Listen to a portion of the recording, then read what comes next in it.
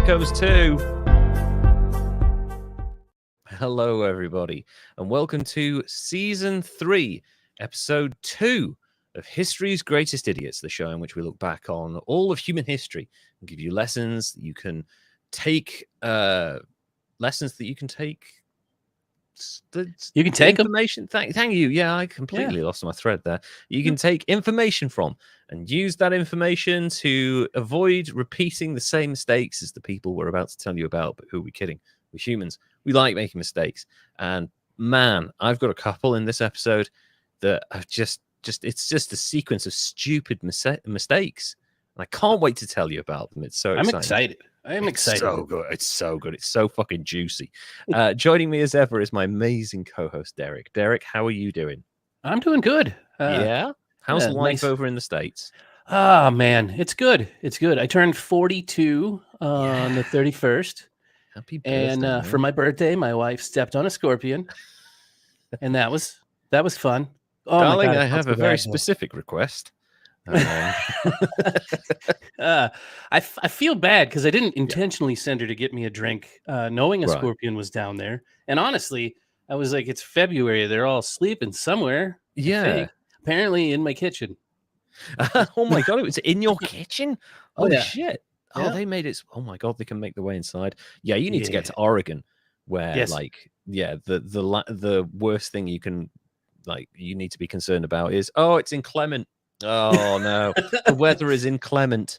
Thank God we don't have scorpions in the kitchen anymore. Jesus Christ. There we go. Yeah, I guess that's what happens when you live in a state that's essentially a desert. Dude, everything here wants to kill people. It's almost as bad as Australia. It's crazy, man. Like, you go for a shit in Australia, you don't know what poisonous animal's waiting for you in the bowl. So yeah, that's kind of amazing. Obviously, you've turned 42. Your son has announced where he's going to college, which is really exciting, and you're looking at moving and stuff. And I think over in the UK, what's been going on my last 2 weeks? I've been actually we kind of discussing work a little bit before. I've actually had a really good strategic week. I've been able to do because I'm head of content, and it means that I can I was constantly fighting fires when I got the job. When I got promoted, I'm like, I have to do this, and this. But that's sort of died down now after Christmas. So I'm actually able to say, right, let me implement changes so that this aspect of our creative output gets better. And I've been able to do that. And it's so satisfying being able to. Sounds complicated.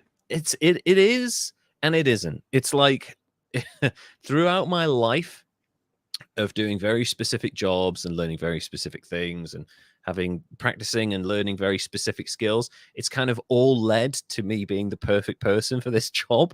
So all of the stupid shit that I wasted a lot of time on as a kid, as a teenager, as a 20-something, all of my experience in the media, like audio editing, video editing, filming, lighting, audio techniques, all these different things that I just learned because I liked them and I was studying them. It just kind of led me to this kind of perfect role. And it means that I can now implement changes, but it also means I can do things like go to podcast shows and talk to other people in the industry and I'm going to steal your idea. That's great. So yeah, hobnobbing and intellectual property. Yeah, I get a lanyard. Get one of them fancy lanyards with my face on, going, and then never look good in those pictures. That was the thing that got me the most excited when I worked in radio, is when they gave me my staff on-air laminate. It was the best. Really? That is absolutely amazing. Oh, we've got a couple of people joining us. Familiar Wilsons, thank you so much for joining us again. Oh, it's so good to have you guys back. And MB, wow. She's saying Lev learned things. I do occasionally, and I was talking to Derek about this. I learn things, but because I have a finite amount of headspace, they push other stuff out. So I learned how to drive and forgot French. So it's I don't know which one was more useful, though.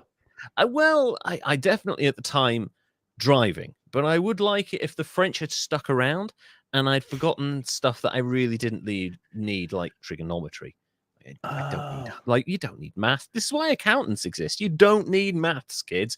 Don't bother learning it. Ignore that. That was terrible advice.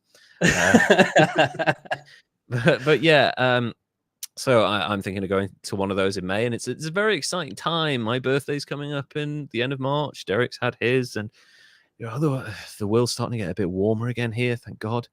Yeah, yeah. yeah. Unless you're in the Midwest here in the United States, there was a cold snap with like wind chill warning and stuff. Ugh. I saw that. Someone sent me a reel, and it's Steve Austin, Stone Cold Steve Austin, on his ranch going, "Hey, I just got in from the storm," and he steps outside, and there's just fucking snow everywhere, and he's in Texas. It was kind of crazy, and he's like, he reaches into the snow, he's like, "I'm gonna reach in here," and he pulls out a fucking beer and just necks it just straight down. I'm like, yeah, Steve Austin's doing fine. He's got beer stashed in like piles of snow everywhere. So that's where they grow. Exactly, yeah. In it was Texas, a beer bush. They grow in, every now and then there's snow, and that's how you replenish your beer supply. Like the old BBC documentary. You may or may not have heard of this. BBC did an April Fool's documentary of spaghetti trees. Oh yeah. From like 60 years ago now, man. That is old shit. I was trying to figure out how to cover that, but I couldn't tack down how that was one individual idiot. I know, yeah. It's or maybe it would be like the newspapers that were fooled by it. Kind of all the other things, like the practical joke that we did where everyone was completely fooled by it. So anyway, away from all that, really exciting stuff's going on, but let's get into the idiots. Derek, who is your idiot this week? Well, I was gonna do Fat Mike because I've been listening to NoFX, the Hepatitis Bathtub and Other Stories, which is a super good book on audiobook that's told by the members of the band. But then we should probably elaborate. NoFX, like NoFX, punk band, amazing punk band. Kind of, they started out very comedic and doing really amazing live shows, but then they got kind of political around about the time George Bush Jr. came into office. Still was funny though. Oh yeah, it was still very funny, but it's hard to, because a lot of people think, oh, comedic punk band stuff. They are amazing live. They're one of the best live bands. I've had the privilege of hearing them live in like 1999 when I first went to the States by myself. It was amazing. I couldn't believe how on they were, and the crowd were frantic, throwing ice at them with cigarettes. It was kind of crazy. Well, yeah. There's too much there. It's going to be too long of an episode. So I moved on to another thing. The man that I have for you today is a man known by many names, and all of them are really hard for me to say because I'm bad at words. Okay. And here goes anyway. He was born Chandra Mohan Jain on December 11th, 1931 in Kukwada, India. That was really good. Right? Well done. Yeah. He was the eldest of 11 children born to a cloth merchant of modest means, and later on went to be known as the founder and leader of the Rajneesh movement, and they were behind the first confirmed biological terror attack to occur inside the continental United States. Holy shit. I'll talk about that later. He didn't start off bad, more as a cult leader. Okay. And honestly, this one, I feel like I could have like wandered into that, but here we go. Yeah. So early on, he lives with his maternal grandmother, and she allowed him like a ton of freedom, didn't impose strict education or any restrictions on him. And that allowed him to explore and discover new things and nourish his mind. And he was a very gifted child.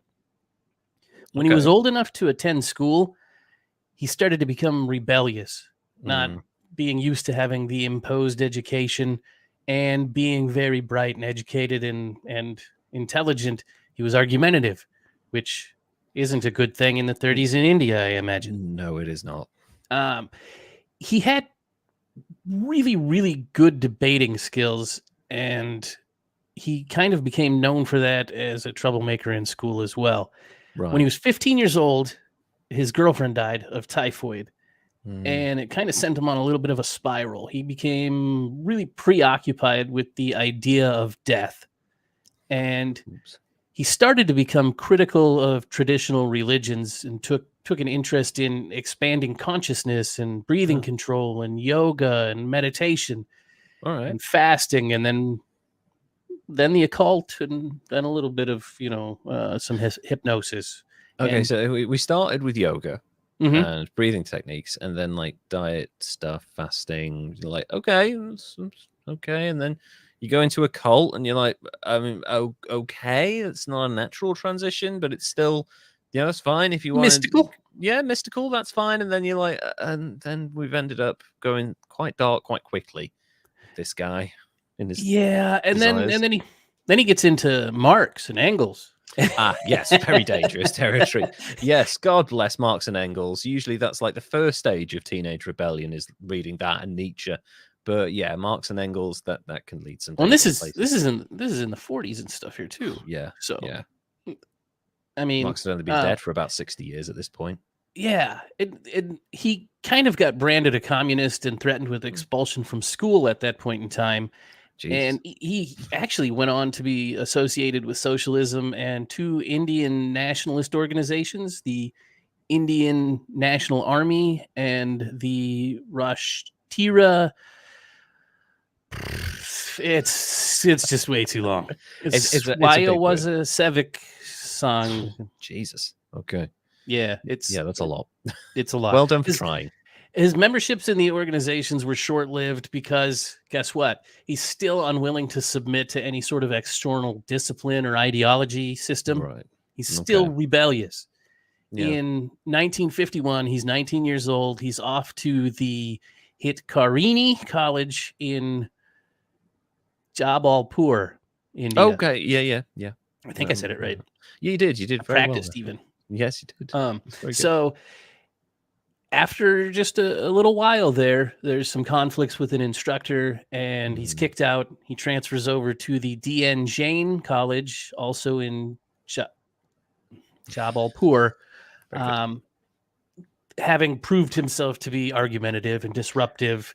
Yeah. He actually wasn't required to attend college classes there. He just had to show up for examinations, and he used his free time to work as an assistant editor at a local newspaper. So that's actually really good flexibility on the part of the institution, because normally they'd be like, right, these are the rules, abide by them. But they like allowed him to like study in such a way that he'd be a valued person and contribute to the school. That's really interesting. You don't really get that much flexibility these days, but that's really good. Well done for doing it's that. the 50s India too. So I don't know what things were like there, but I can't imagine they were just letting people run around too free. To do whatever they want. Yeah, exactly. I mean, this is around about the time of the Great Divide when India was split, and Pakistan and that were created, and this is still a very conservative country. So to be able to be given that much flexibility and leeway is really quite surprising. Yeah, and in his leeway, he takes full advantage of it and starts speaking in public. He gives lectures at the annual Sarva Dharma Samilan. It's the meeting of all faiths. Okay. It's organized by the Jain community. The Jain community is really interesting. Small community in I shouldn't really say small. It's not that small, but yeah, they're a really interesting part of Indian culture. Very different from other mainstream kind of what people like Hindu and Sikh and Muslim and stuff. The Jain community is really a really interesting part of Indian culture, and that's actually where he was born into, and he kind of had some conflict with his parents, why he ended up getting that free reign with his grandmother. He's speaking for them, giving lectures. He participates in that from 1951 to 1968. A lot of the stuff is spiritual in nature and socialist as well. Sure. Okay. According to him, he became spiritually enlightened on the 21st of March, 1953, when he was 21 years old. Okay. I don't know why. It's a very specific date, I guess. Yeah. It lends to the credibility. Sure. Yeah, that's right. He described it as a mystical experience that occurred while he was sitting under a tree at the Banvartal Garden in Jabalpur, which is it's a lot like Buddha sitting under a tree experiencing enlightenment. Yeah, or Isaac Newton getting twatted by an apple. In 1953, he completed his BA in philosophy, and in 1957, he went on to earn his master's in philosophy with distinction.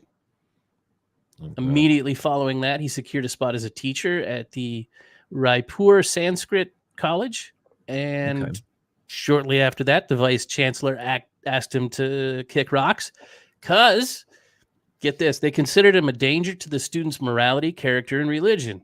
He was too much of a thinker. Well, yeah, and that actually tracks with the kind of state of things in India at the time. That's very, very conformist because it's still got the hangover of the empire. So, yeah. Yep. And in 1958, he starts teaching at the Jabalpur University. He's promoted to professor in 1960. While he's teaching, though, he's also traveling around India under the assumed name of Acharya Rajneesh, giving speeches and lectures critical of socialism and Gandhi and institutional religions. And he actually believed Gandhi to be a masochist reactionary who worshipped poverty. That's a quote.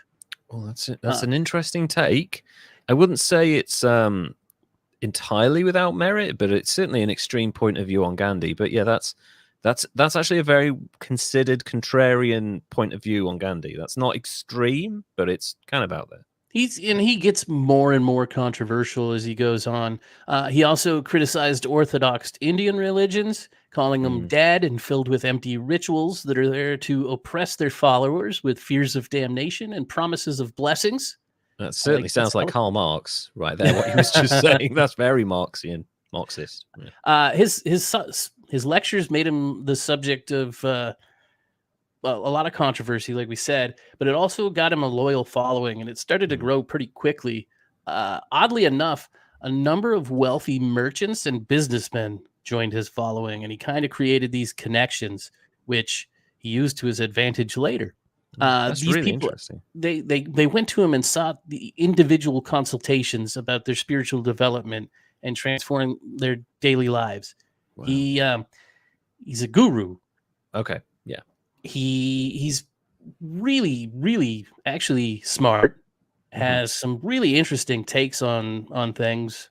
And honestly, when people are pitching you the Buddhist side of things and that sort of spirituality, it's really easy to go, that makes sense. Yeah, this guy's really smart. Teach me how to be a better person. And so that's what they were doing. And it started transforming some of their daily lives. And in exchange, they gave him donations. And his practice grew and snowballed and grew. And in 1962, he was leading 3 to 10-day meditation camps that were hugely popular. Wow. He opened some of the first meditation centers, and the following increased to become the Life Awakening movement, which, after a controversial speaking tour in 1966, caused him to maybe be asked to resign, but either way, he left the university to focus solely on his lecturing and traveling. In 1968, he does a lecture series that's later published called From Sex to Superconsciousness, which caused him more controversy with Hindu leaders because he's calling for freer acceptance of sex. And he starts becoming known as the sex guru in the Indian press. Okay. So he's kind of become the opposite version politically, but the Indian version of Jordan Peterson, where it's like, right, you're no longer a university professor. We don't want anything to do with you. He's like, okay, I'll go and spout this craziness all over the place. So yeah, that's kind of interesting that he's done that. And he's doing really well. Like, he's gaining some serious numbers. Wow. Where I lost my spot. In September of 1970, he initiated his first group of disciples, which are neo. God, I suck at these words. Sorry, the familiar Wilsons. The sex guru was my nickname for a time. Yeah, it was my nickname for about 45 seconds, and then there was some cuddling. Yeah, sorry. That was a bad joke. Carry on.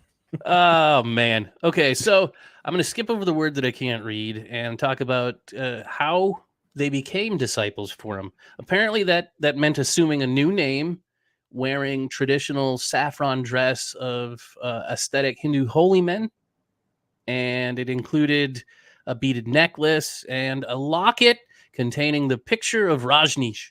Okay. Yeah. Straightforward guru uniform. Yeah. Sure. Yeah. I don't know why he went with the locket with his picture, but seems a little ego. But hey.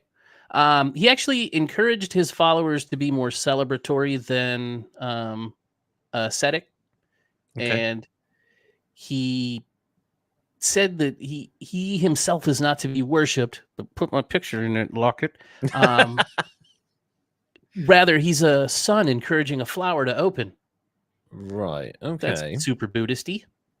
Yeah. So he's like a Buddhist communist, which is neat. Yeah. And don't look for worldly goods. Don't chase worldly excitement and fulfillment. Also, fuck communism, fuck capitalism. Basically, it's like combine the two. Yes, enlightened people of the world unite. Yes. Yeah. He's got interesting theories on that, though. Oh, I'm sure. Anyway, so his first disciple, Lakshmi Takarish Kururawa. Okay, so Lakshmi. Yeah. There we that go. One. Yeah. That'll do, yeah. This one's easier. She takes the name of Ma Yoga Lakshmi. Okay, yeah, there you go. Yes. She's sort of the secretary of Rajneesh, and she raises the money that he needs to stop his travels and settle down. And by 1971, he adopts a new title of Bhagwan Shree Rajneesh, which is Shri is a polite form of addressing somebody kind of like sir, and Bhagwan means blessed one. Okay. In Indian traditions, it's like a term of respect for a human being who's divine. Okay. Is no longer So some people kind of took offense to the Bhagwan name because it's the abstract concept of like a Hindu god, like the universal god, who, like, Hindus are spiritual, but they don't have a specific deity that they and then so he's like all of them, and that's a kind of a turnoff to some of his followers. So he's getting to a bit of a rough point, but most of them believed him to be legit and bought into the idea that he's working on a different level in different dimensions, and they believed him to have the ability to give you being, not knowledge, which is wow, that's like next level philosophy stuff. I'm imagining they're smoking a lot of weed. Yeah, I'd imagine that there's a fair amount of extracurricular going into this as well. And in what comes next, I really, really, really think so, because it's the 70s that go to the United States, and he goes to Oregon. Here we go.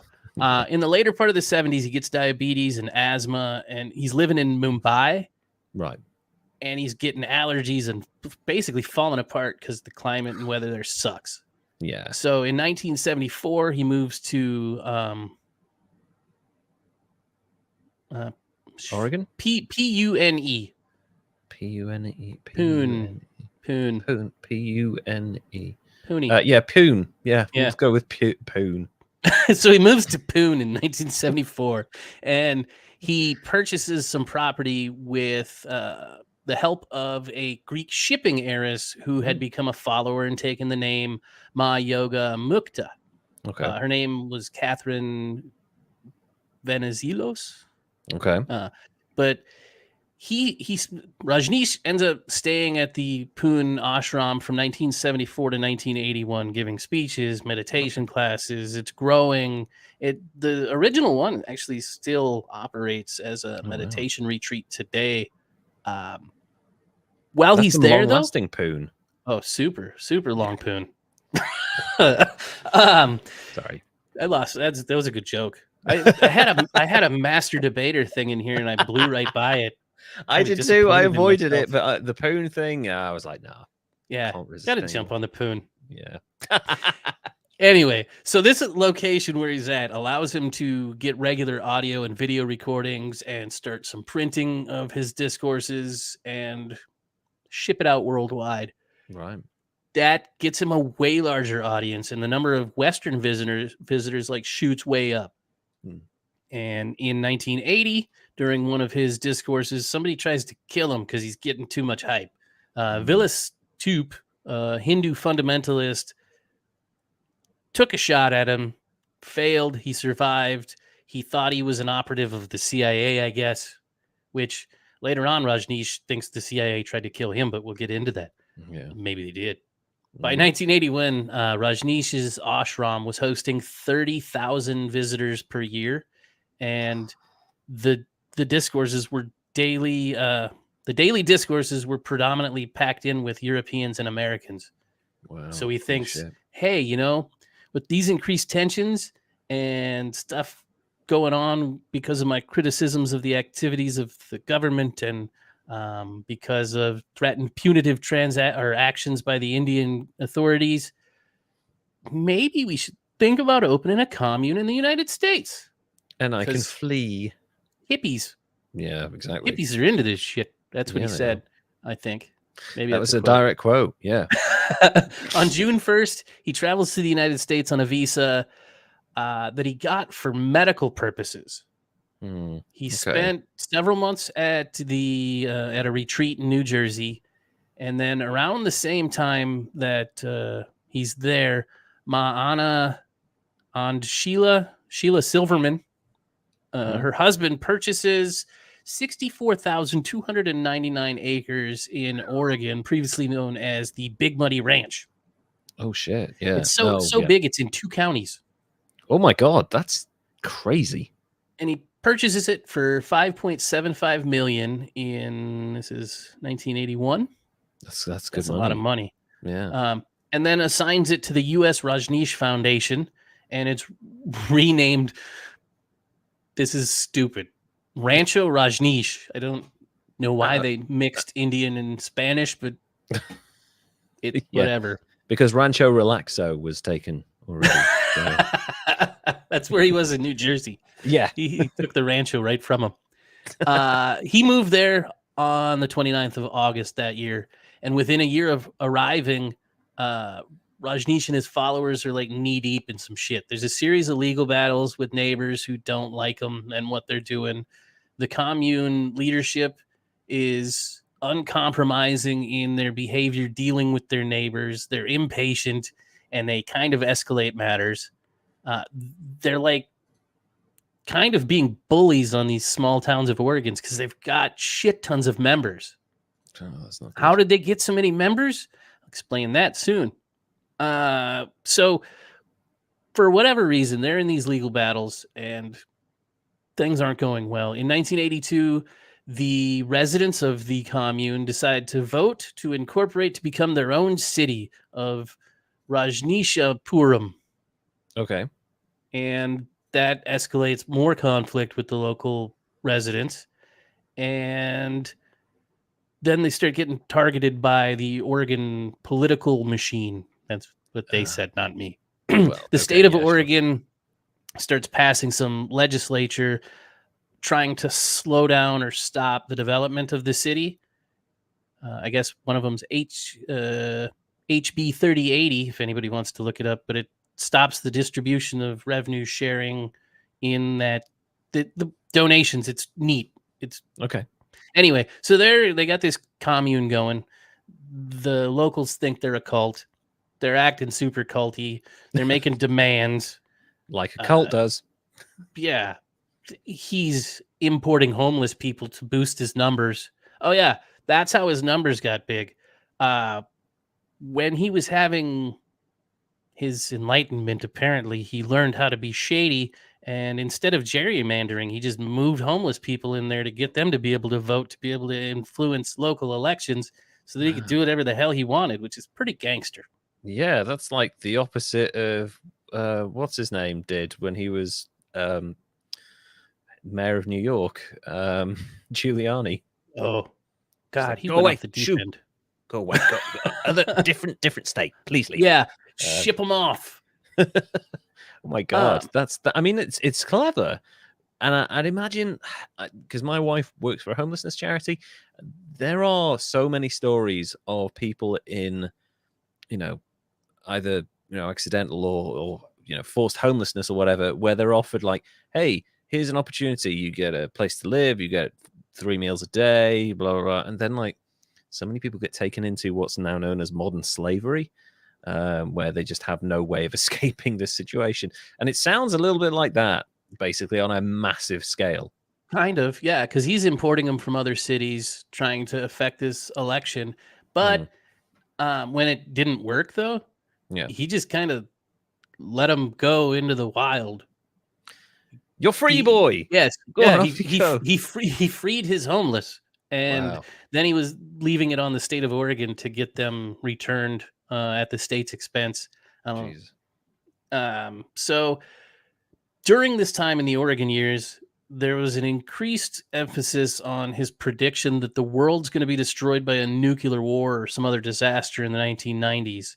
Okay. And it goes back to his 1964 prediction that the third and last world war is already on its way. And he spoke about that a lot in some of his speeches, and I didn't get into that, but no. He thought that he needed to create a new humanity. So that's what he's doing with the Rajneesh. I didn't say that right.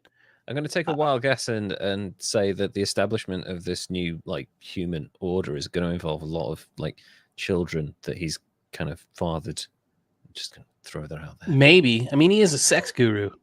Well, there you go. Yes, and he did preach the open and free sex and stuff. And at one point in time, he pointed to the HIV and AIDS epidemic that was happening at the time, and made his followers wear rubber gloves and avoid kissing. And it's still cool. Have all the sex you want. Just wear rubber gloves and condoms and don't kiss. Reproduce, but no kissing or holding hands. You might get AIDS. Pretty woman method.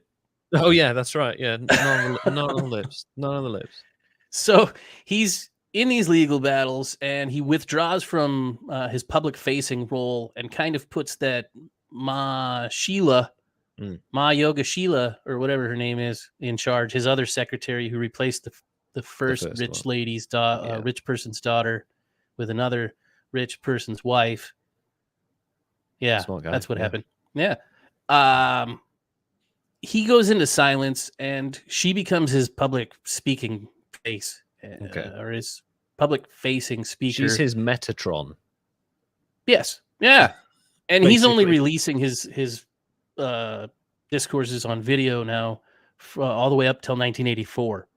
Like Osama bin Laden, kind of. In 1984, though, the foundation released a statement that said Rajneeshism is creating a Noah's Ark of consciousness, and there's no other way. Let's see. I say to you that accept this, there is no other way, which kind of created this sense of urgency that come be part of us, get your enlightenment, or you're going to be destroyed if you're not one of the new humans, and the global suicide happens. So very culty. Yeah, super, super culty.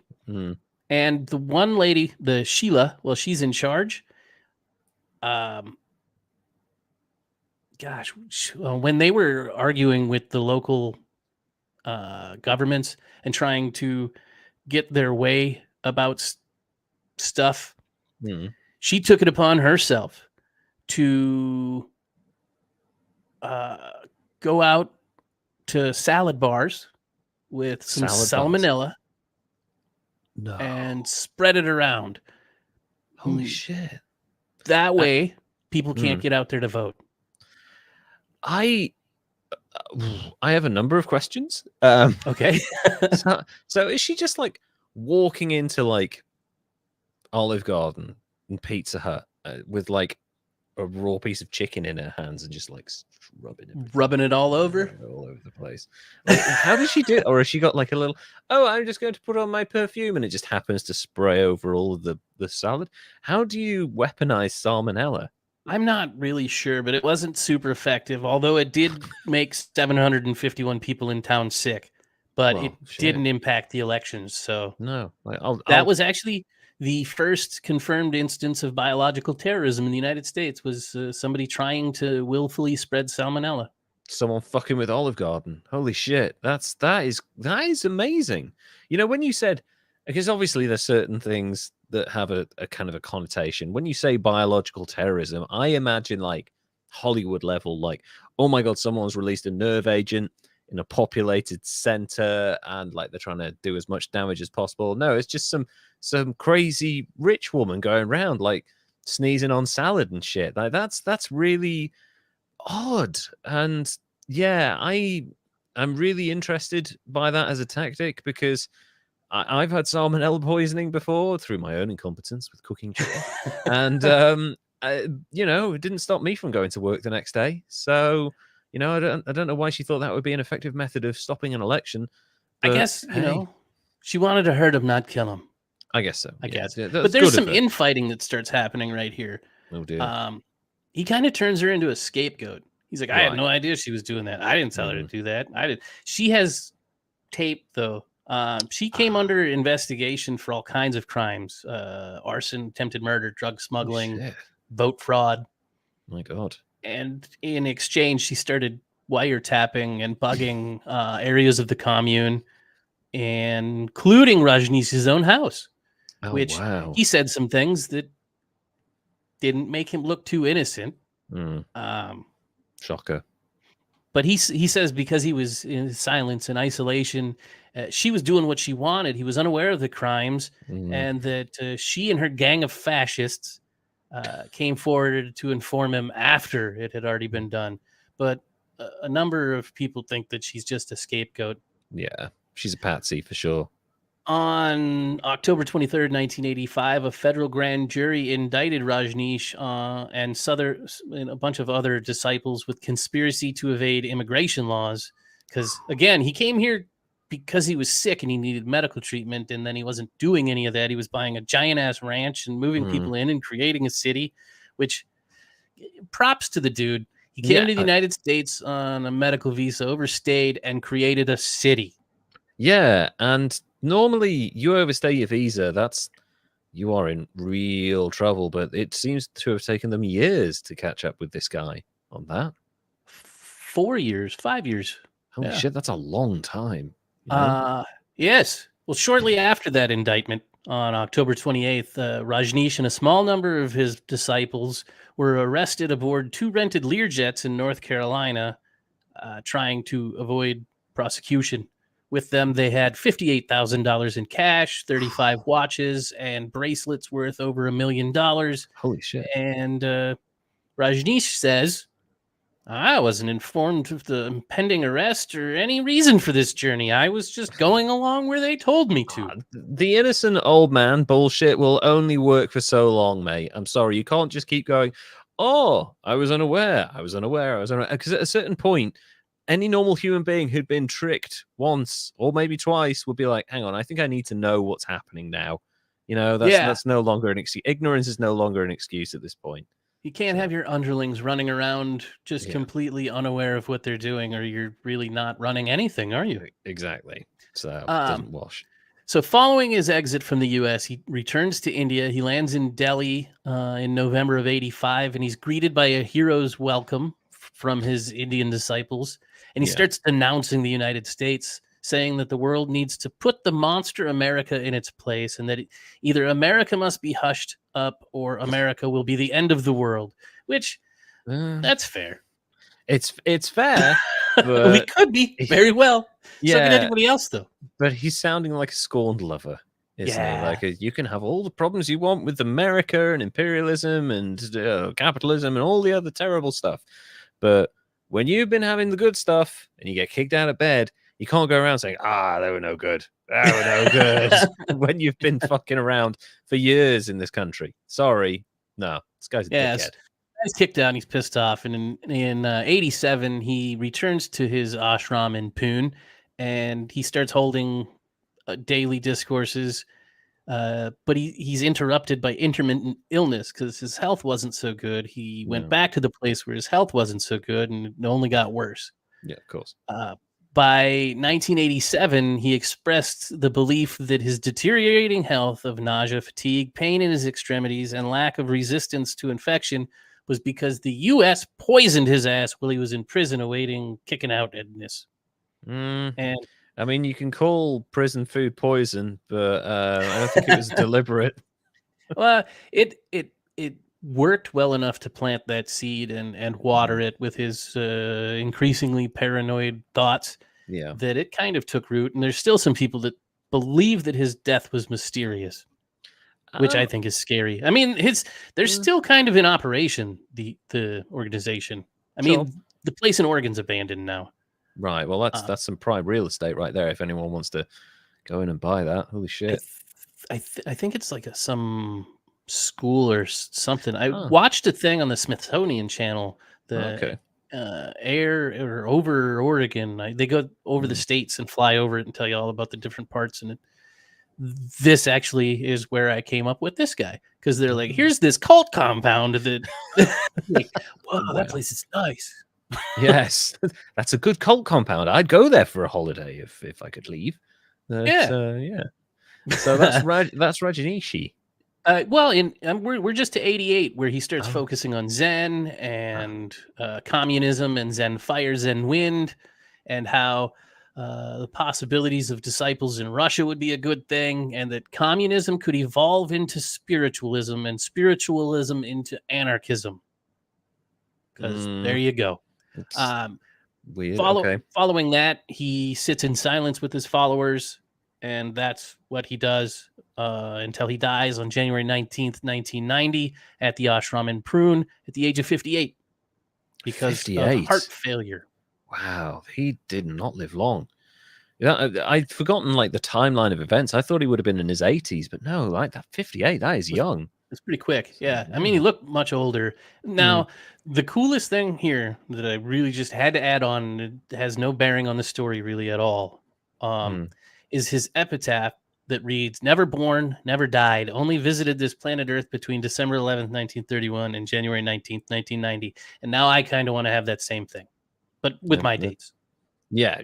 And also like that kind of works as a good epitaph. I think there's a few good ones out there. I think the Jack Lemmon gravestone one is a classic. It just says Jack Lemmon in. And that's it. That's all it says on his tombstone. There's another one by a British comedian who founded the Goons called Spike Milligan, and his gravestone just says, "I told you I was ill." And that's it. There you go. Yeah. So yeah, wow, that's a good epitaph. Interesting story. Did he actually kill anyone? No, just got a bunch of people to fork over a bunch of dough. I forgot to mention one really interesting thing about him. He had a massive collection of Rolls Royces, and towards the end, when he stopped doing his discourses, he would do drive-by services to meet with his people in his Rolls Royces. I understand. It's weird for a communist to have a fleet of Rolls Royces, or any Rolls Royces really, given that each one costs like $200,000 or something like that. It's very materialistic for a communist. Yeah, and also someone who is like, Gandhi, cult of poverty, that guy, and you're going out buying shitloads of cars. Like, that's kind of the opposite of what you were just saying. He's the anti-Gandhi. He's the anti-Gandhi, and it probably didn't have sex with as many women as Gandhi did. No, maybe not. Gandhi was fucking terrible. I think he smelled better though. Probably did. Yeah, probably ate more as well. It's such an interesting one. I feel like, I don't know, because I tried to watch a documentary, and I feel like this might be the same guy from that on Netflix. I can't remember what it's called. I think he was on Cults and Extreme Beliefs. Okay, yeah. And they dive in deeper to that they were arming themselves, and there was like some violent little clashes. I just kind of skimmed over some of that because honestly, it was a lot of information that I wanted to try and make more funny than it was. And there was some good thoughts and philosophy in there, talking about that communism and socialism create each other to make it exist. And it's very, yin-yang-y stuff. Yeah, I feel like, and we've talked about this before, I feel like the majority of cults start from a position of like interesting, that's a good idea. That's an interesting theory. And then it just balloons into guns, violence, money, sex, exploitation. It just like goes out from there. It's like you've got this great core belief, and then it goes all crazy because you've got this one dickhead running everything. So I almost feel like it got that way once he got to the United States. Like, I don't think it was too gunsy, violent-y. I mean, it was just communist in India, and they were like, nah, watching you, buddy. And he's like, fuck it, I'll go to Oregon. And it's an interesting one because I mean, obviously it's a cult. They'll probably deny it up and down, but that's almost definitely the definition of a cult. And like trying to influence local politicians and elections, and like the whole homelessness thing, that's really gross, and arming people, and there's like a lot of mafia like behavior with some of this. Yeah, little weird. And I would say that in terms of scoring this guy, I'm gonna go reasonably low, only because like you said, he didn't seem to have killed anyone. He's ruined lives. I'm almost certain of that. Took a lot of money. A lot of lives, and probably left a terrible mark on like parts of on Poon, on parts of Oregon, places like that. But I feel like maybe like a 79 for this guy, because that seems fair. Yeah, he didn't. I think if he'd lived longer and been in better health, we could have been dealing with something much worse. Like we could have been like, what's that cult in Japan that like released nerve gas on anthrax people. The anthrax attack on the underground. Yeah, like I feel like we could have been that level, because he's been somewhat successful with a biological attack before. Who's to say he wouldn't have tried to progress that or try something different? So yeah, I would say a 79 with this guy, only because he seems to have been quite inept. Like he couldn't influence local elections, he couldn't influence decisions to do this and that, and actually a lot of it was failed. Once he got to the United States, yes. So he did pretty well in India as far as like influencing and being left alone until he got too big for his britches and was bringing in all the Westerners. Yeah, I think that's a problem in itself. But yeah, I think he kind of failed really in his attempts at dominating certain aspects of life, and that speaks more to his incompetence. So I'm happy to go with a 79. And actually, the people I've got for you also came up with a number of schemes, well, 2 in particular, that had they worked would have been devastating for a number of people's lives, but actually, thank God, they ended up failing. So I'm not going to reveal too much about this, because you may have heard about it before. It's been widely covered. Okay. I'd like to tell you the story now. I just called it the Vendetta because the names will become apparent as we go along. And I also have to give like credit, almost 100% credit for this, goes to various articles that were collected in the LA Times that have kind of put together. And there's one giant piece online, which is 17,000 words, which I haven't gone with. I've gone with less than half of that, thank Christ. But I just wanted to read it to you. It's quite eloquently written, and the story is so unbelievable. You think it's fiction. It's not, but here we go.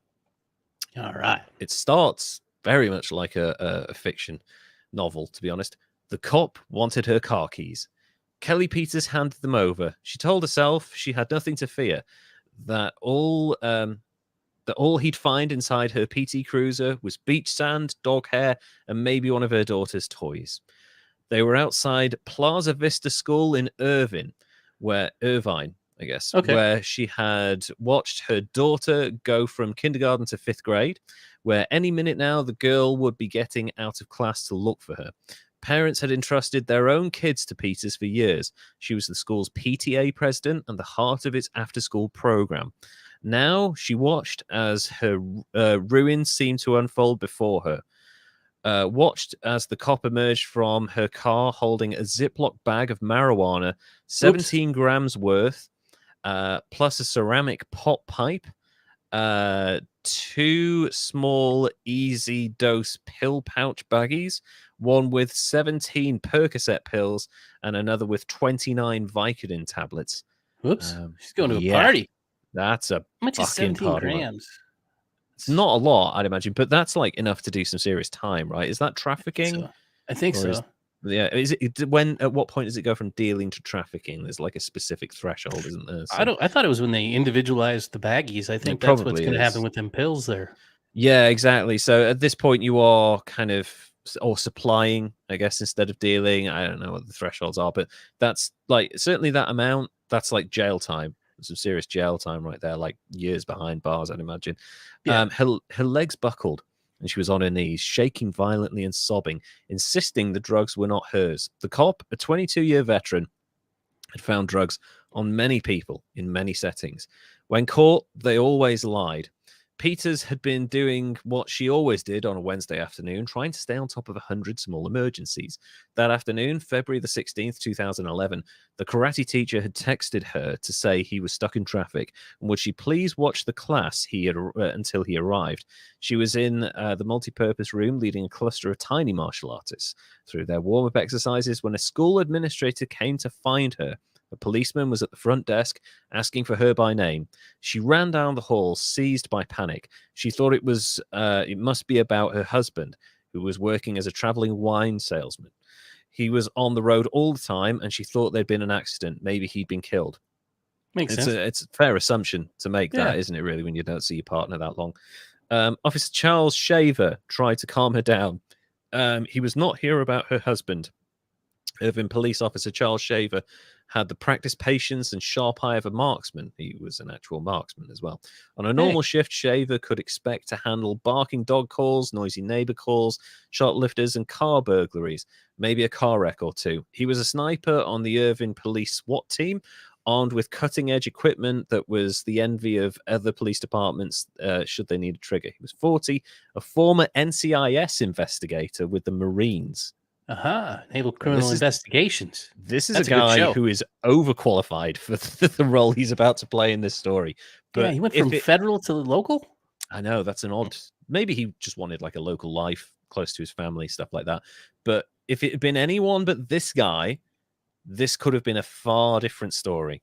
So he had been 7 hours into an unmemorable shift. At 1:15 p.m., a man called the police to report a dangerous driver in a school parking lot.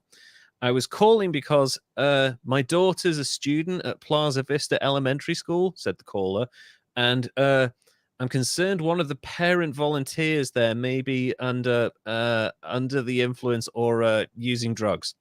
I had to go over to the school, and I saw a car driving very erratically. The caller said he had seen drugs in the car.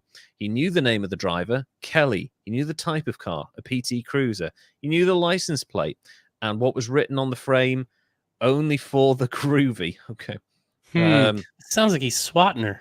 It does, doesn't it? It sounds like he knows an awful lot of information. People were drifting in and out of the school with their kids, watching as the policeman led Peters into the parking lot. His patrol car was blocking the PT Cruiser. He told her about the caller's claim that she had been driving erratically around 1:15 p.m. That's impossible, she said. She'd parked a car and was inside the school by then. Did she have anything in her car that she shouldn't? No. Could he search her car? Absolutely.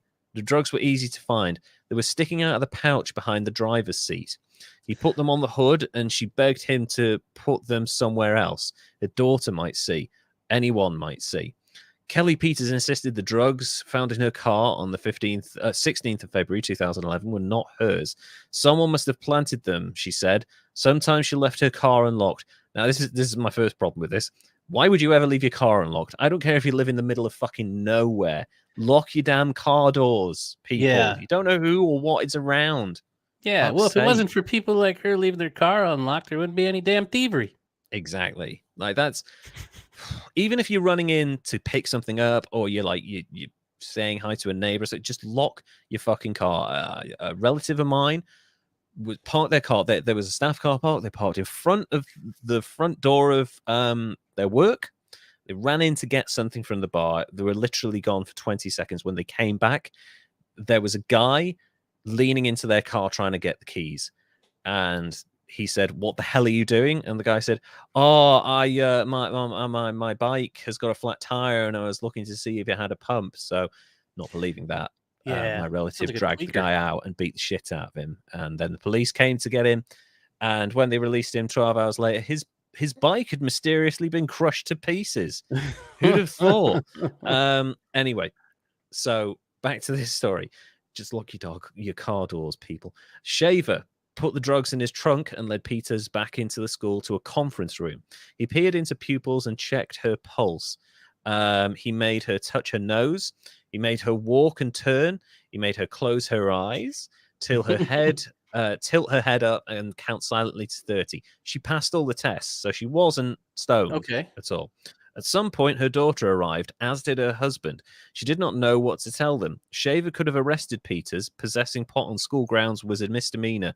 Possessing narcotics like Vicodin and Percocet without a prescription was a big fucking felony. Right there. Yeah. She could do time. He could take her to the station, clock out by the end of his shift, and be home in time for dinner. Instead, he kept asking questions. Thank God he did.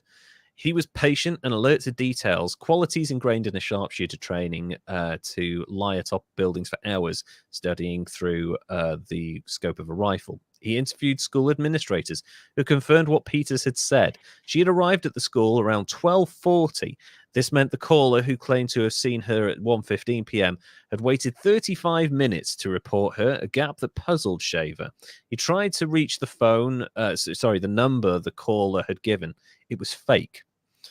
Shaver asked Peters if he could search her apartment. She agreed reluctantly. If someone could plant cars in her car, why couldn't they do the same at her apartment? It's a fair assumption, but... Yeah, especially you don't know who did it yet. Exactly, yeah, it could be someone very sophisticated. She drove a PT Cruiser to an apartment block about a block away, while Shaver and another officer followed. The apartment had Jimi Hendrix print above the living room couch, nice, and her daughter's art hung on the many of the walls. She watched as Shaver searched the kitchen cabinets, the bedrooms, the drawers, the couch, the patio. He was looking not just for drugs and drug paraphernalia, but for baggies that said easy dose pill pouch. He found nothing to link her to the drugs in the car. By now, the case had lost its open and shut feel. In Shaver's appearance, no one left a bag of pot halfway out of a seat pouch, as if begging for it to be discovered. People typically hid their drugs in the glove box or under the car seat, out of sight. Makes sense, yeah. Right? Just asking for somebody to break your windows and steal your drugs. Exactly, and you don't want that, because how the hell are you going to explain that shit? And for some reason, he didn't know why, pot smokers didn't typically keep their pipes inside the stash bag itself. So this is something he's learned on the job. Right. Okay. Peters was convinced she would be spending the night in jail. But after he had finished searching the apartment, Shaver told her that he was not going to take her in. The forensics team will be coming with the long Q-tips to take cheek swabs from her and her daughter to get their prints and to scour the cruiser for evidence. If her DNA turned upon the drugs, she could still be charged. The next morning, Shaver sat in the police chief's conference room, surrounded by department brass and detectives, walking them through a case that had quickly seized the interest of the command staff. It seemed a much stranger scenario than a suburban mom with a pot and pill habit. He'd asked Peters, if the drugs aren't yours, how did they get in your car? And she paused and said, I have an enemy. Oh. Uh-huh. That's good to know.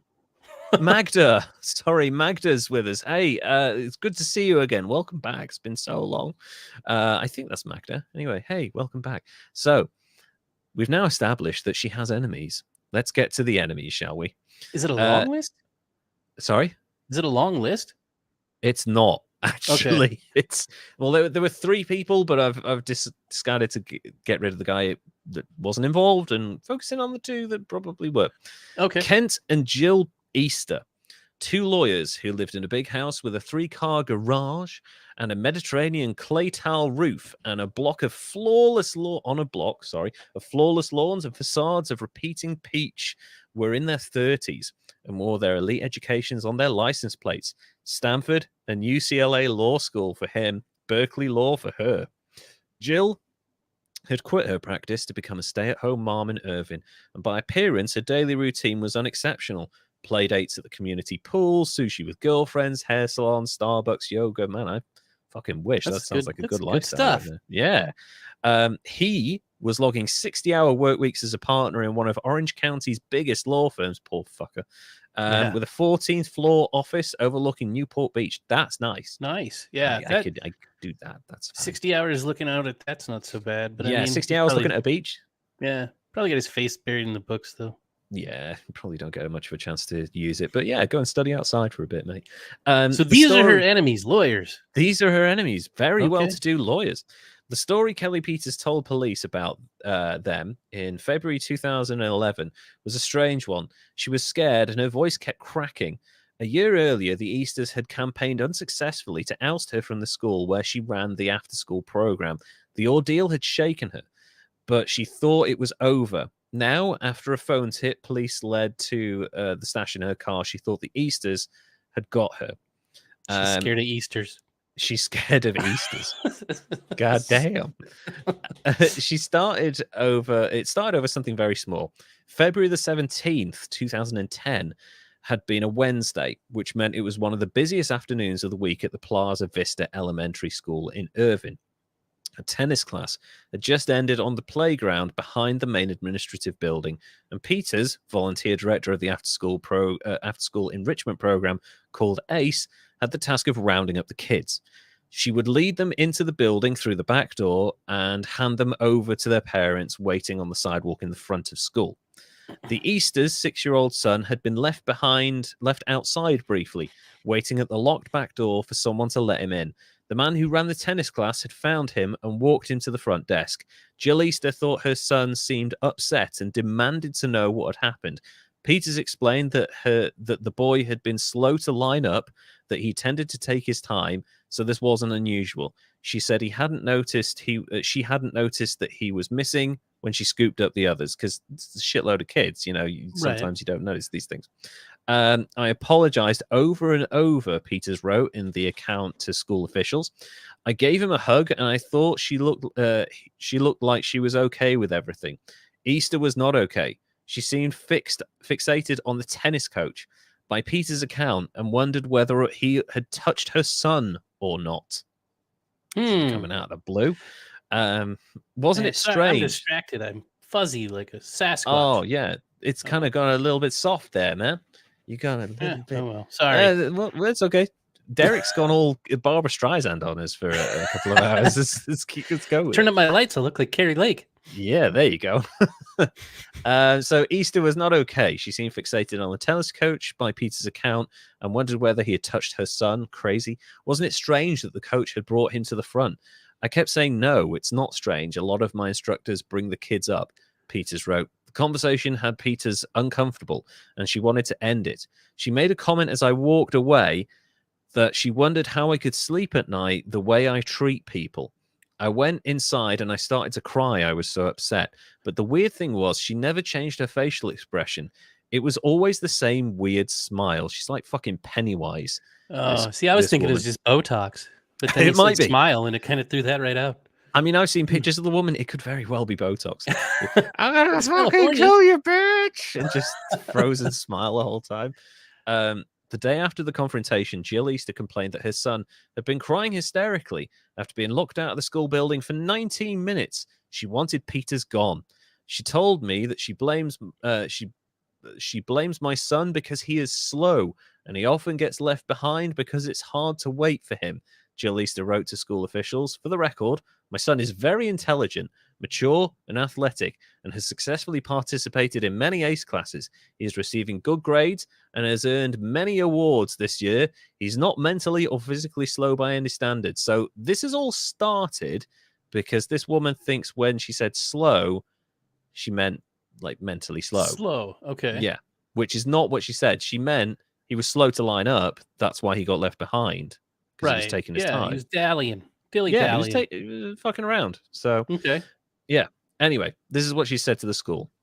The district ACE director, in her own report to the incident, wrote that she'd interviewed the coach as well as the Easters and concluded that nothing happened to the boy who'd been left outside for close to 5 to 8 minutes instead of 18.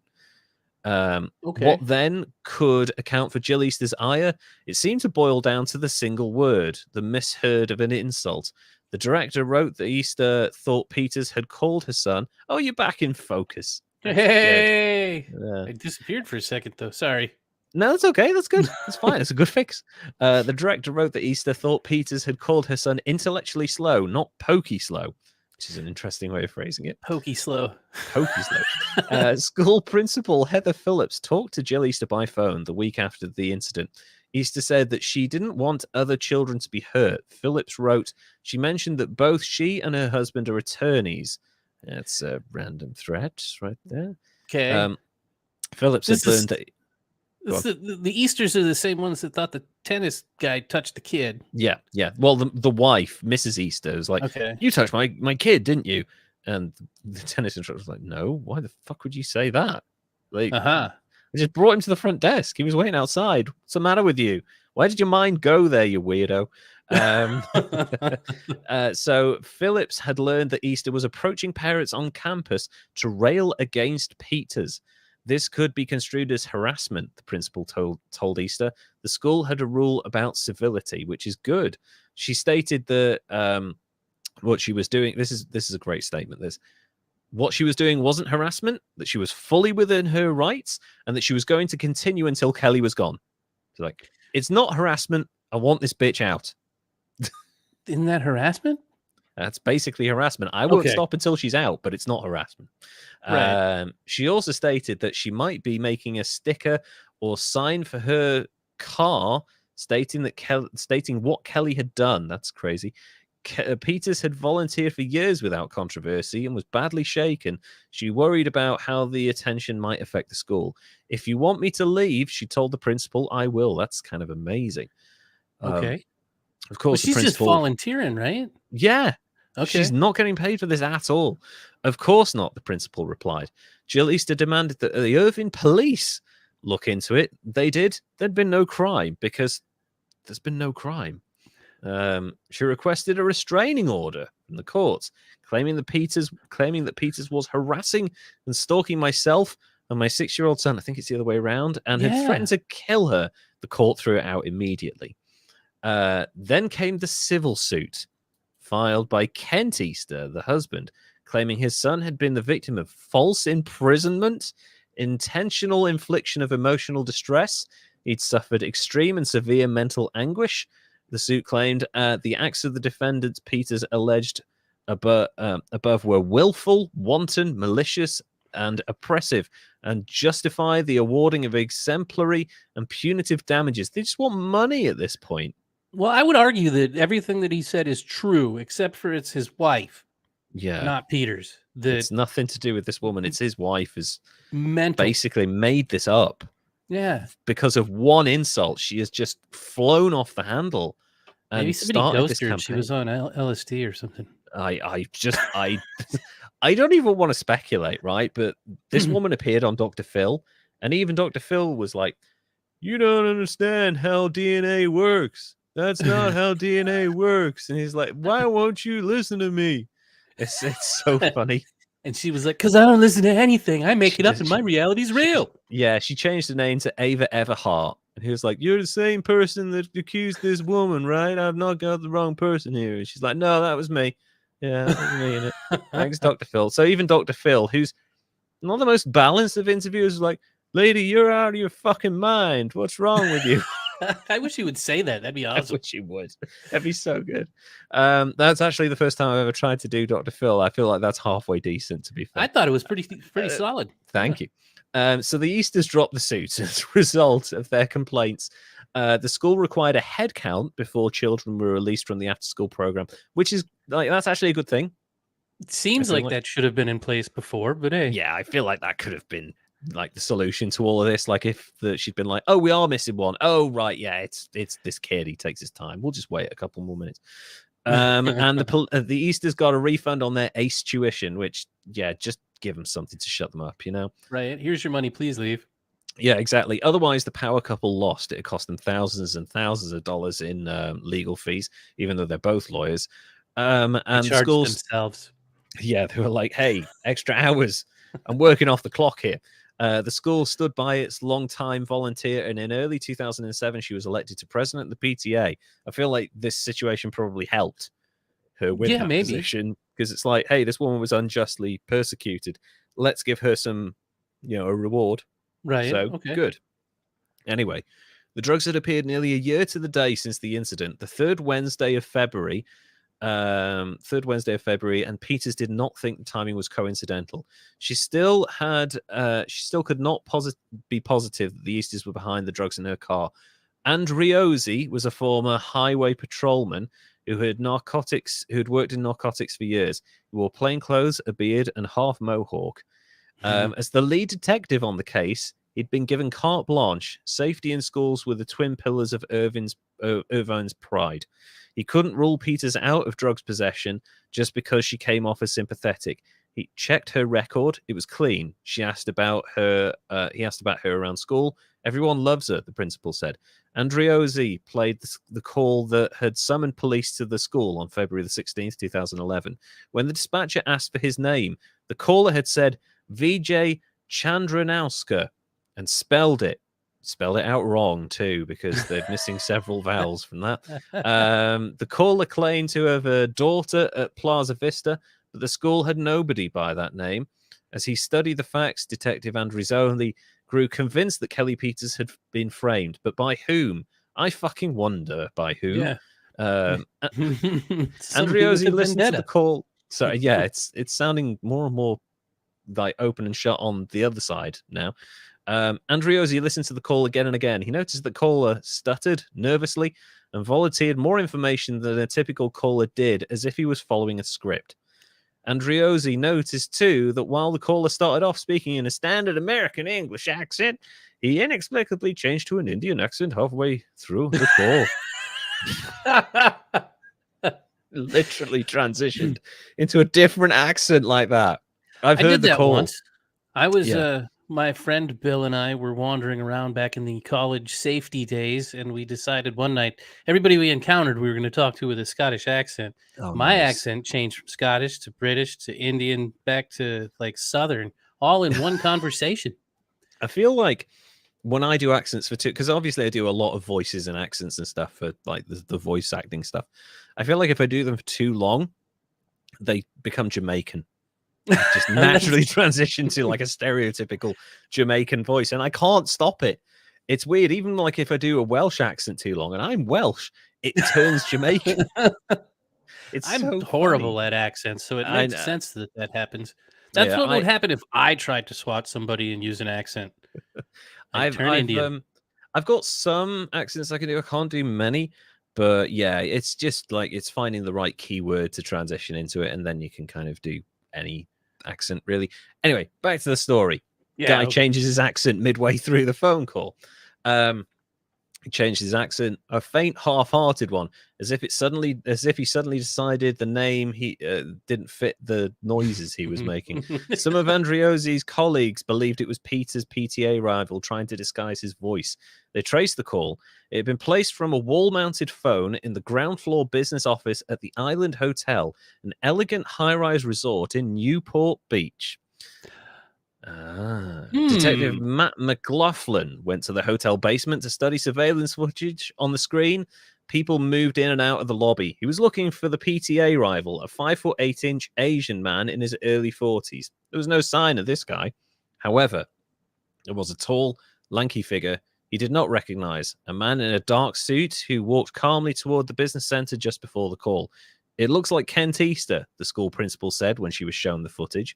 Andriozzi's team began following the Easters, learning their habits. They learned that Kent Easter's office was just a few hundred feet from the Island Hotel, and they discovered that the couple's home at Santa Eulalia Street in Irvine was about a mile from Peters' apartment. They discovered that Kent Peters carried a BlackBerry, his wife, an iPhone, and that between 2:37 a.m. and 4:21 a.m., on the February the 16th, 2011, early on in the day, the drugs turned up in Peter's car. The phones has exchanged 15 text messages between 2:30 in the morning and 4:30 in the morning. That's for two people that live in the same house. What are you doing? Yeah, next to each other in bed. Just Hey, darling.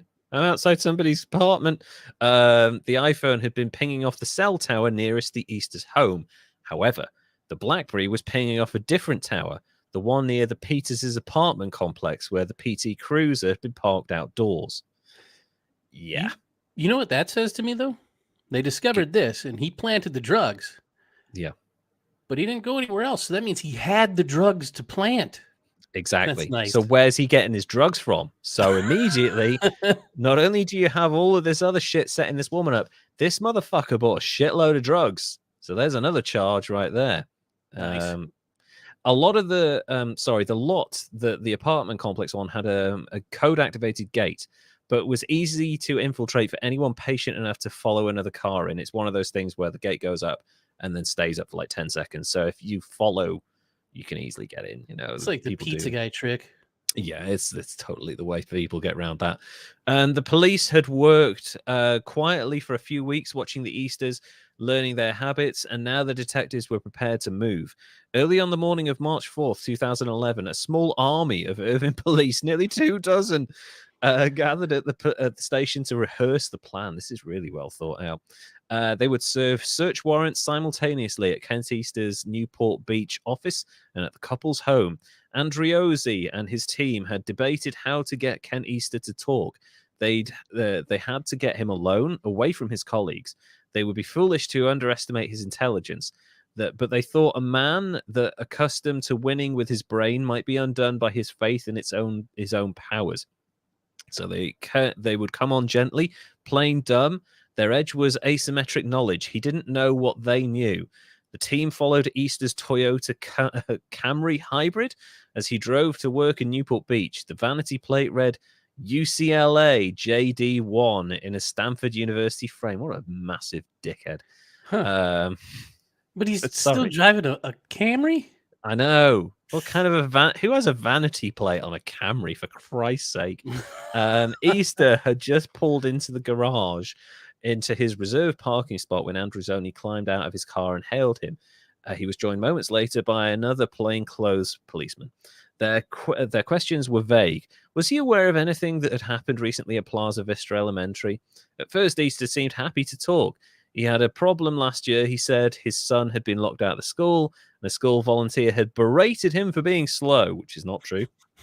He and his wife had filed complaints, but then moved on. That's not true either. We didn't want to press the issue. What? Bygones be bygones. You fucking took it to court, you dickhead. Yeah, I was like, wait, there was a civil court. There was a civil court, and you tried to get the police involved. What the fuck's wrong with you? They mentioned the name Kelly Peters. Easter said he had never met her, didn't even know what she looked like. That's also a lie. I definitely don't know what apartment looks like in the dark. And as the questions grew more pointed, Andriozzi watched Easter cross his arms, and he no longer seemed so happy to see the detectives. Are you recording this, by the way? Easter asked. Yeah, Andriozzi. Yes, we are. You fucking take that. Immediately, he switched to an Indian accent. Yeah. Oh no, it wasn't me. That had he heard any of anything happening to Peters lately? Had she been in trouble? That's the wait. Sorry. Oh, I'm on the wrong page. No. Now Andriozzi's partner, Detective Wayne Brannan, said, "Got any idea what the heck we're talking about?" No. Brannan told Easter he'd been following him. He said he had seen him coming out of the dry cleaners. You got to ask yourself, as an educated man, why the heck would I be following you around? Because that's all I do. I work in criminal investigations. All I do is follow people around. I learn their habits, Brandon said in an intimidating voice. You got to start asking yourself, why are we standing in front of you, talking to you? I definitely am, Peters replied. They told him to think back about two and a half weeks ago. Was there any reason he would be out in the small hours of the morning? Now and then he ran out of diapers, Easter said, but odds are he was home. That's a great excuse. Did they have a baby? I don't. I think their daughters, well, their son's in elementary school, so... Anyway... That's a lame excuse. Adult diapers. Let's go with that. There we go. Yeah, we go. Easter now looked very nervous, and when he was nervous, he did what? What's that? He did what he did in the call. He began to stutter. I want you to use that big brain of yours, mouth closed. Listen, Brannan told him. At some point during this conversation, you're going to have to make a big boy decision. And that's going to be on you. I made a big boy decision today. Sorry. In the age of computers and technology and cell phones, Brennan said, Big Brother's always watching. We're absolutely not the smartest guys in the shed, okay? But we can follow the dots. And from one to the next and then to the next. They knew, he said, Peter's phone had been pinging in the middle of the night near Peter's apartment. Sorry, Easter's phone had been pinging near Peter's apartment. And if there was DNA on the drugs in Peter's car, they would find it. Brannon said, I would hope and pray for your sake that there's a big light going off, big bells going off. Knowing what I just told you, is there anything that you would like to add to your statement to me? Whether retracting or adding anything in your statement? I would like to get a lawyer, Easter replied. That's the big boy answer, Brannon replied. The search warrant crackled as Andriozzi pulled it out of his back pocket in the center console of Easter's car with some diet pills. They were in a miniature plastic baggie. The label said, easy dose pill pouch. Uh-oh. Got you, motherfucker.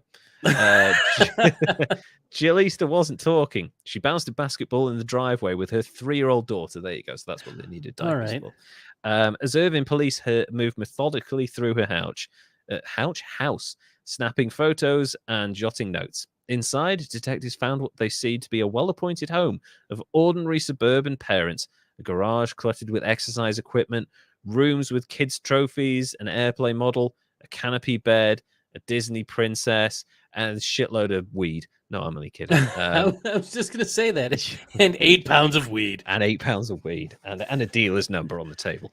In the master bedroom, they found a copy of Jill Easter's self-published novel, Holding House, written under the pen name Ava Bjork, what a fucking shit pen name that is. It just come out. She smiled glamorously from the back cover with styled blonde hair, just like mine, and arresting blue eyes. Like its author, the female protagonist was a Berkeley-educated lawyer who had found work at a Bay Area firm. She was a patient woman with a formidable intelligence, the novel explained, alluring to men, but unlucky in love. To cope with life stresses, she mixed wine with Xanax. The fuck is wrong with this? This is your hero, ladies and gentlemen. She's pill-popping crazy person. When wronged, the heroine burned for revenge and applied her patient, formidable intelligence to the task of exacting it. That's not a heroine. That's just a fucking idiot. It's a villain, isn't it? It's a villain. That's not a heroine. That is no Deadpool. No, that is not. This is very like Gone Girl, like level of fake narration at this point. Like, if you think that's a heroine, you have a very skewed perspective on the world around you. While Jill Easter waited unhappily for the police to complete their search, a second team of Irving cops had emerged on a target a few miles away. That was her husband's 14th floor Laurel apartment building. 14th floor law office in a building overlooking Fashion Island in Newport Beach. It was the 4th of March, 2011. Detectives were looking for evidence that the Easters had planted marijuana and painkillers in their neighbor's car a few weeks ago. The bizarre endgame of it seems to have recapped here for some reason. That's really annoying. Police couldn't just go into Kent Easter's office and rifle through his files. They were full of confidential information from his clients for the search. They relied on Paul Jensen, a personal injury lawyer, the ambulance chaser, who had served as an unpaid special master for the courts. He would take out what looked relevant and leave the rest, which is good that they've got someone covering their backs there, basically. Yeah. That morning, Jensen showed up at the Irving Police Department for the operational briefing. He counted a throng of police, maybe 15 or 20, and thought it seemed like overkill. They were ready for Pablo Escobar. Kent Easter is a lawyer, he thought. He's not mafia. But now, as he went through Easter's papers, Jensen was happy the police were there in force, standing guard at the door. Some of the law firm's employees were raising a clamor, confronting the police. Why are you here? What gives you the right? This is Newport Beach, not Irving. Only after a cop threatened someone with arrest did they calm down. They were trying to break into the office. Oh, man. That's really stupid. Neither of the Easters were arrested that day. The evidence seized included the couple's smartphones. Detectives believed their contents might clinch the case, but the phones were soon locked up inside the chambers of the Orange County judge, where they would languish as legal arguments raged. Easter's firm wanted his BlackBerry back because it held sensitive client information. The Easter's criminal defense attorneys wanted evidence on both phones kept from police, citing attorney-client and spousal privileges, which some of that works. It's still, I think that's a thing. If you're a spouse, you can't be compelled to testify against, but your phone isn't married to your husband, so I guess so. It was complicated enough to bring the case against two attorneys, even more so when they were married to each other. It was so complicated. It was complicated enough to bring a case against two attorneys, even more so when they were married to each other.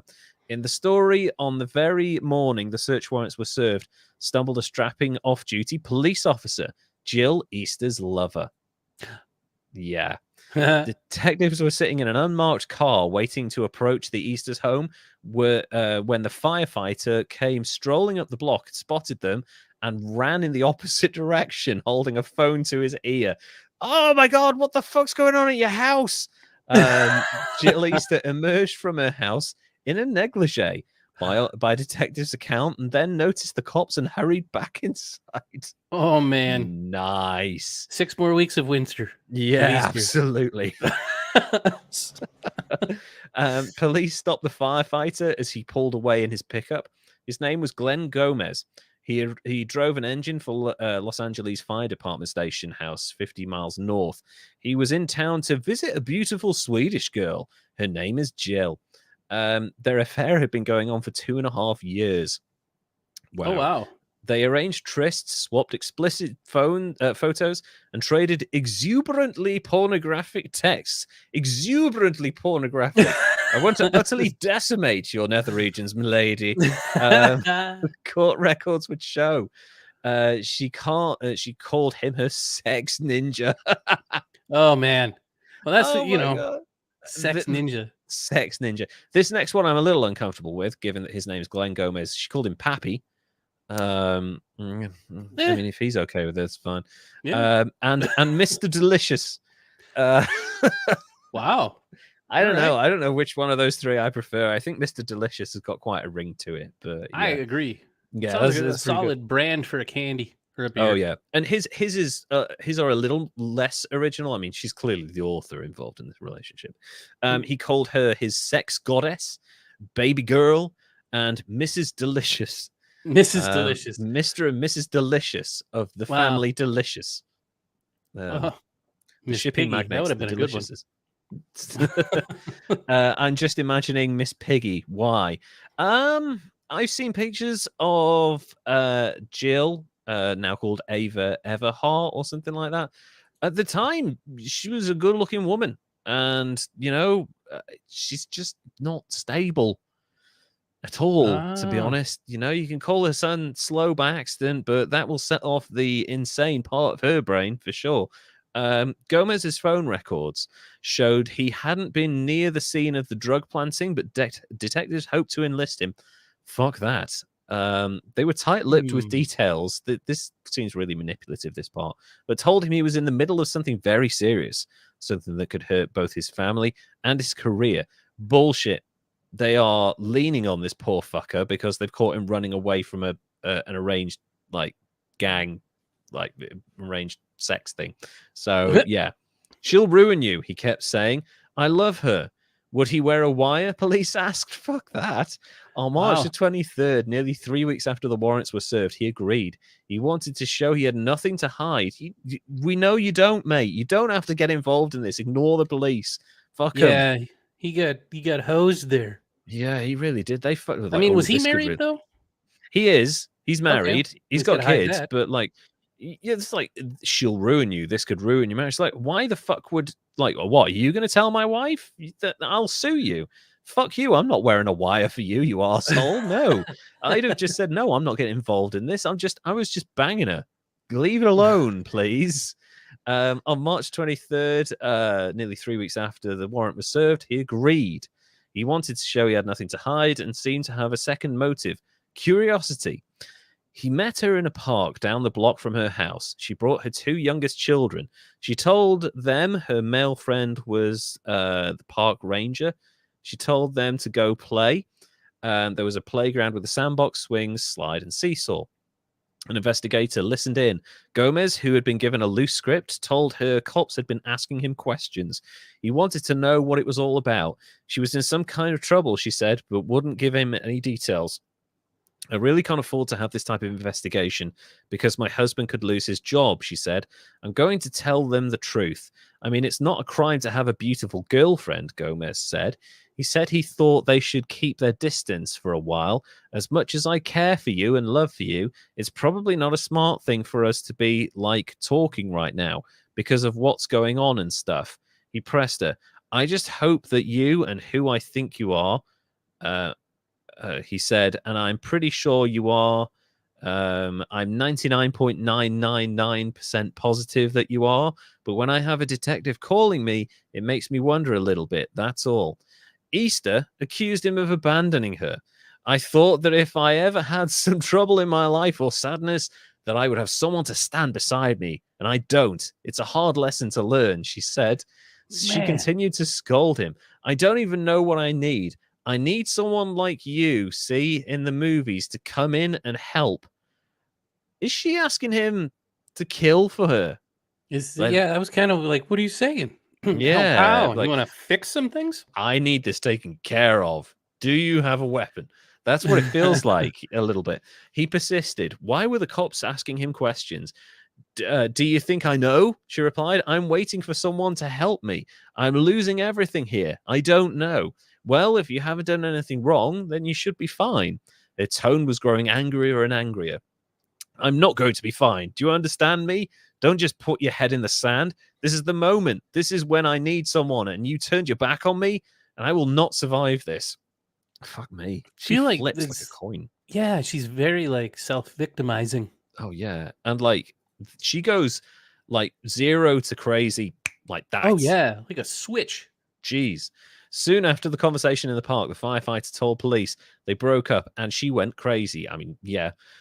She showed up at his Long Beach home and told his wife about the affair, brandishing emails and photos. Holy shit. She went prepared to fuck with this guy. Straight fatal attraction to him. Yeah, it's getting to that point. She detailed the affair in a letter to the dance studio where his wife worked. She wrote a fucking letter. Jesus. Oh, wow. Yeah, emails just don't cut it when you're, kind of exposing an affair. It was very cleverly written in the third person, according to a police report, as if it was a close friend of Jill's who was writing it. That's fucking scary shit right there. Man, see, that's why you don't screw around, because stuff like this happens. I know. It's kind of insane. Irving Police Detective Andriozzi called Kelly Peters in late March 2011, more than a month after the drugs were discovered in her car outside of Plaza Vista, the school where she'd volunteered for years. He couldn't tell her much, but he wanted to reassure her that the department now had strong evidence that the drugs had been planted, as she'd insisted all along. He didn't reveal what the crime lad had just reported. Jill Easter's DNA was on the pot pipe and the Vicodin pills, though not on the Percocet, and Kent Easter's DNA was on all three. Oh dear. Police insisted that Peters keep quiet even about the little she did know. Anything she said could derail the investigation. If word got to the Easters, they might find some way to stop it cold. Now the police told her, you have no idea how much we want to get them. Yeah, me too. These people are fucking crazy. Oh yeah, just a little. I mean, this is like a slight and a misunderstanding. Could you imagine if someone like hit them with in a fender bender? Or like stole their Amazon package or something. It's an imaginary slight. Yeah. It started out like just made up, and then it just escalated. It's these people are really dangerous because they are completely delusional. They're on drugs. They're on drugs and they have power. So that's the really scary thing. Anyway, months went by and they were nowhere near close to making arrests. Jill Easter had hired Paul Mayer, an Orange County defense lawyer so formidable that judges turned to him when they were in trouble. Kent Easter had enlisted Thomas Dearnett Jr., a former federal prosecutor with expertise in white-collar crime. However, defense arguments had thwarted police from examining whatever incriminating messages the phone might contain. These two do not want their phones read. It's kind of worrying. They should have used WhatsApp. Exactly, yeah. Just destroy it straight away. The district attorney's office did further screening, and in November, detectives got a stash of non-privileged Easter texts. To their chagrin, the most anticipated ones, the 15 pre-drawn texts, had been erased before the phones were seized. So that's, yeah. And it had been so long at this point, the metadata is probably long gone. At the Irving Police Department, the frustration was climbing. The prosecutor, District Attorney Linda Fernandez, seemed stuck in a holding pattern as the court weighed through whether to release more evidence. A year passed. The police investigation, including the embarrassing search of his office, had not harmed Kent Easter's career. His firm named him an equity partner, cutting him into a share of the profit. He must have been good at his job. That's an odd decision. Not going to be driving a Camry no more. Yeah, now he's driving a Corolla or some other model of Toyota that's probably a higher range. So for more than a year after the drugs were discovered, Kelly Peters wondered whether she would ever be vindicated, and suffered significant stress-related issues in every aspect of her life as a result. So some of the detectives were reading Jill Easter's self-published book, searching for psychological clues. They got into the real, like, scraping the barrel at this point.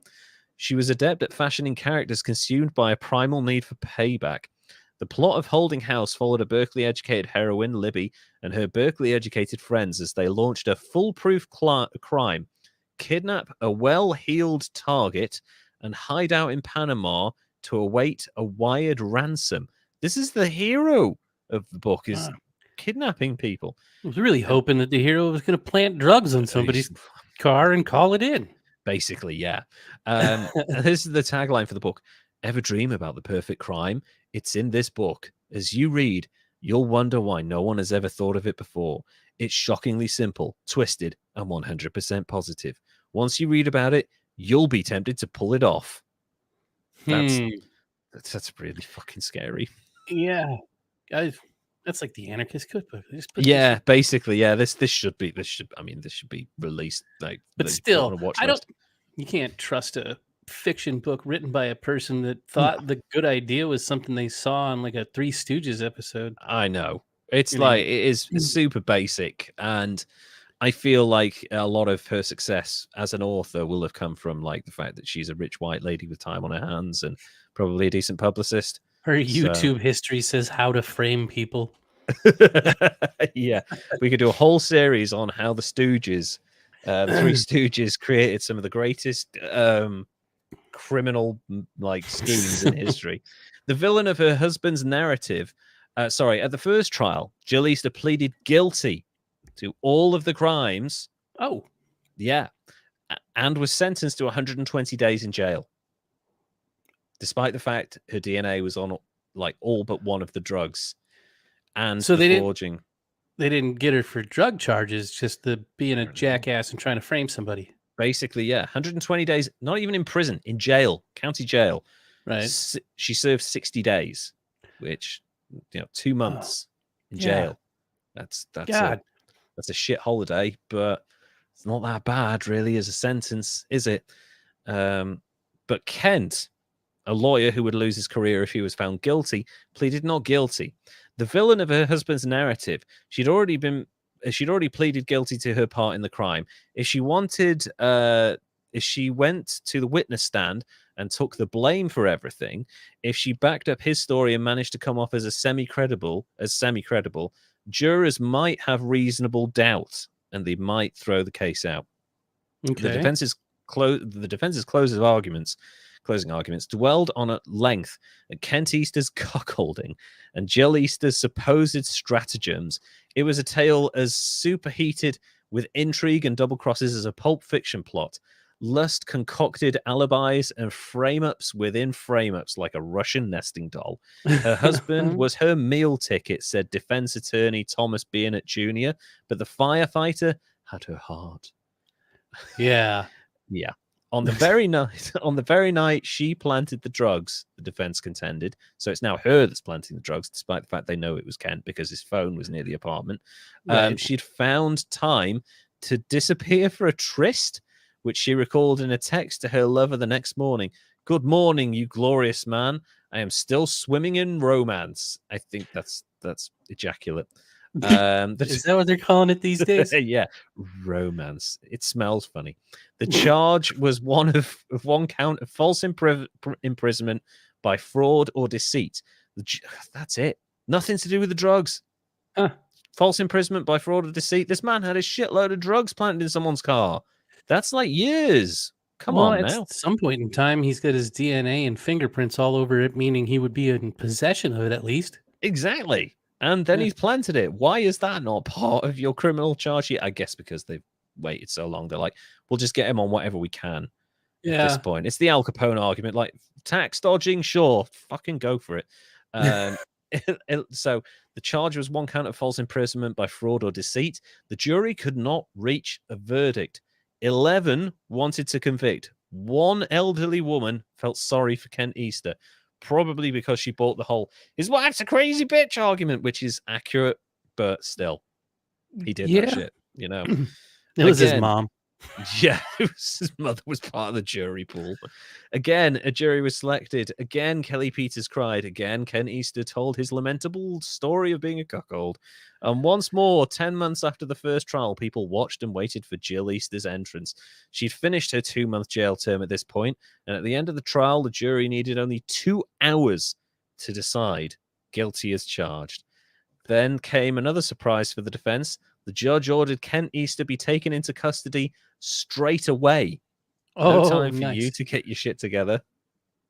Yeah, no putting your ducks in a row, man. No, Easter hadn't expected this. He'd made no arrangement for his 3 kids, for his bills. The judge gave him a day to arrange his affairs out of concern for nothing more but your children.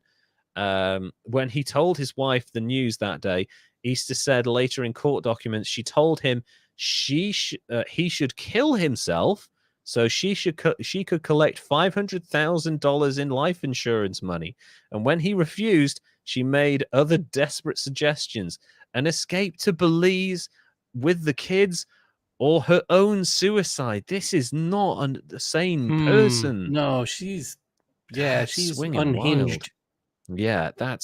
Yeah, go and kill yourself or get the life insurance money. That's not how that works. No. Well, maybe he should have talked to Stone Man or whatever his name was, and he could have put his stuff on that beach and swam out for a little ways. Yeah, John Stonehouse. Yeah, that one. Like, I'm just going for a day to Miami, darling. Just leave your clothes and then just fuck off to Australia. Wow. Easter had already been in jail for 5 weeks awaiting trial. When he stood before Goethals for sentencing in October 2014. This is a judge, I think. He faced up to 3 years in state prison. Goethals made no secret of his contempt for Easter, but noted that the prisons were full of people who'd been caught with weed and were serving life sentences for non-violent crimes, probably at this point. In a perfect world, I would send you to prison largely as a statement of disgust for what you and your wife did, Goethals said.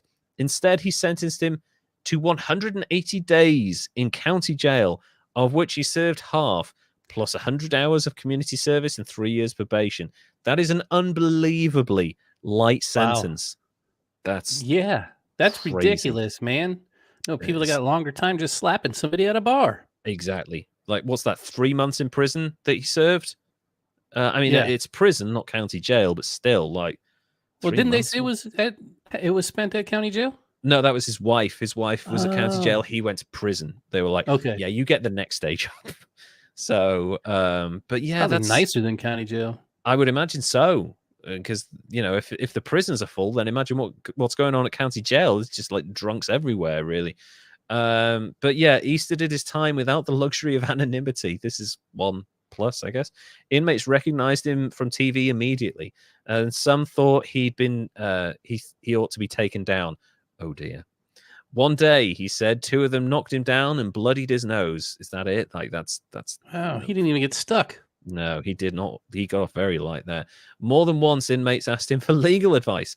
Some of them he liked. He'd been an ardent Republican with little sympathy for lawbreakers, but now he pondered the colossal waste of time and talent exacted by the system. A Republican discovering empathy. Who knew such a thing was possible? He'd filed for divorce just before his second trial and was still serving his time when Jill Easter petitioned for custody of their 3 kids, sole custody, I should add. Okay. Their dueling court filings provided a glimpse of their relationship as outsiders were ever likely to get. She wrote of his instability and irrational behavior and described him as an angry workaholic, a heavy drinker, prone to mood swings, who would isolate himself from his family by locking himself in the bathroom. I feel like maybe she's projecting. I think so. I think maybe she does all of that and was just putting it on him because it kind of seems exactly like her. I know. And actually, like, we'll get to what he said about her in a minute, but the amount you find this sometimes with people who are clearly wrong, particularly in political arguments, but there is a massive amount of projection of their own shit onto the other person. Like, basically, whatever they say, it's pretty much them. I'm trapped in an endless cycle of lashing out at you. Sorry, what's this? Oh no, sorry, I've missed a whole paragraph here. She said he blamed his drinking on his difficult relationship with his Catholic parents who had rejected her as a non-Catholic. I didn't realize sectarianism was still such a bad thing in America, but that's apparently the case. I have no idea. Wasps, Yeah, that's why he was drinking, huh? Yeah, because his parents were Catholic. That makes sense. Yeah, that works. Yeah. She said he had threatened to take the kids if she didn't plead guilty to the drug planting. I'm trapped in an endless cycle of lashing out at you, even after using you as a human shield, he wrote to her from jail, according to her own court filings. I'm sick. Released from jail in December 2014, he complained in his own court papers that she wouldn't let him talk to their kids, wouldn't give him updates on the family cat, and wouldn't give him the airway machine he needed for his sleep apnea.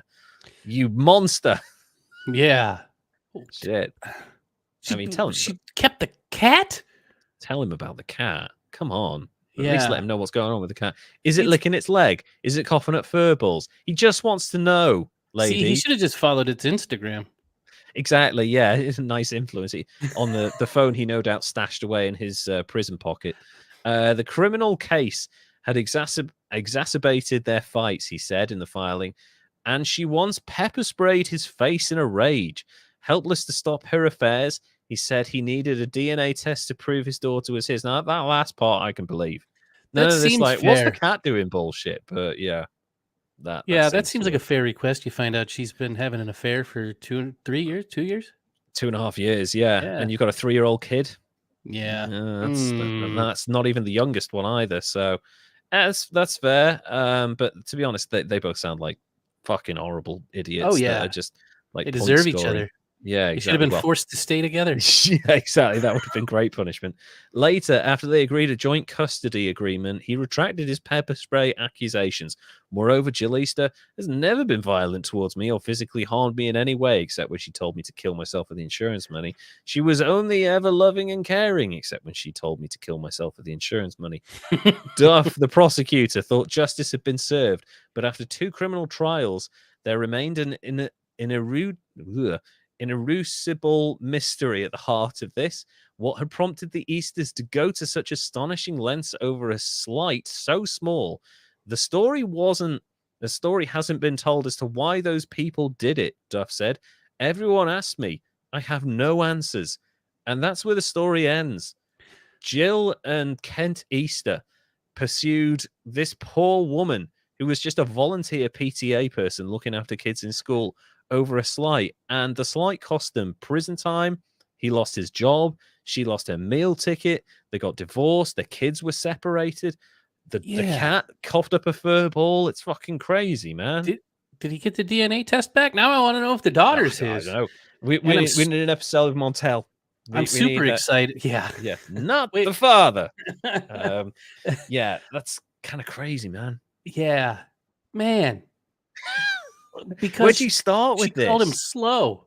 I know. Just because she said he was slow, she didn't even mean it like, "Oh, your son's a bit fucking slow, isn't he? Come on, it's not a joke." I mean, yeah, he was slow today, and he missed the door. He got locked out. I didn't count because I'm a jackass. Exactly. Like if you counted, or if you'd been a little bit more patient, this wouldn't have happened. I'm not putting any of this on her because this is like fucking way over the line of insane revenge here. But imagine what they would do if somebody bumped into him with their cart at the local shop. Exactly. Like we're talking like Walter White levels of revenge from these people. I know why I went with this story, because they're so stupid. Like these two are for people who are UCLA and Berkeley graduates, they are fucking idiots. But there's something about this story that, had they not been privileged white people in positions of power, would this have gone so insanely out of control? Or would it have just been like, if it had just petered out, like an argument between two people in school? And if they'd been more reasonable, had she gone, like, maybe you lose your kid, you're cool because you're worried about your kid. Like, oh my God, where was he? Oh my God, he looks upset. And like, you're overreacting, you're panicking. The next day, you're like, hey, look, I'm sorry. The other day, that was totally inappropriate. I got carried away because it's my kid and he means the world to me. I'm really sorry. That's all that needed to happen. They went the other way with it. I know. It's so that they would have gone away with it. Yeah, they'd have waited a year and planted the drugs. What do you think about all this? Well, God, she's nuts. Yeah, there's no two ways about it.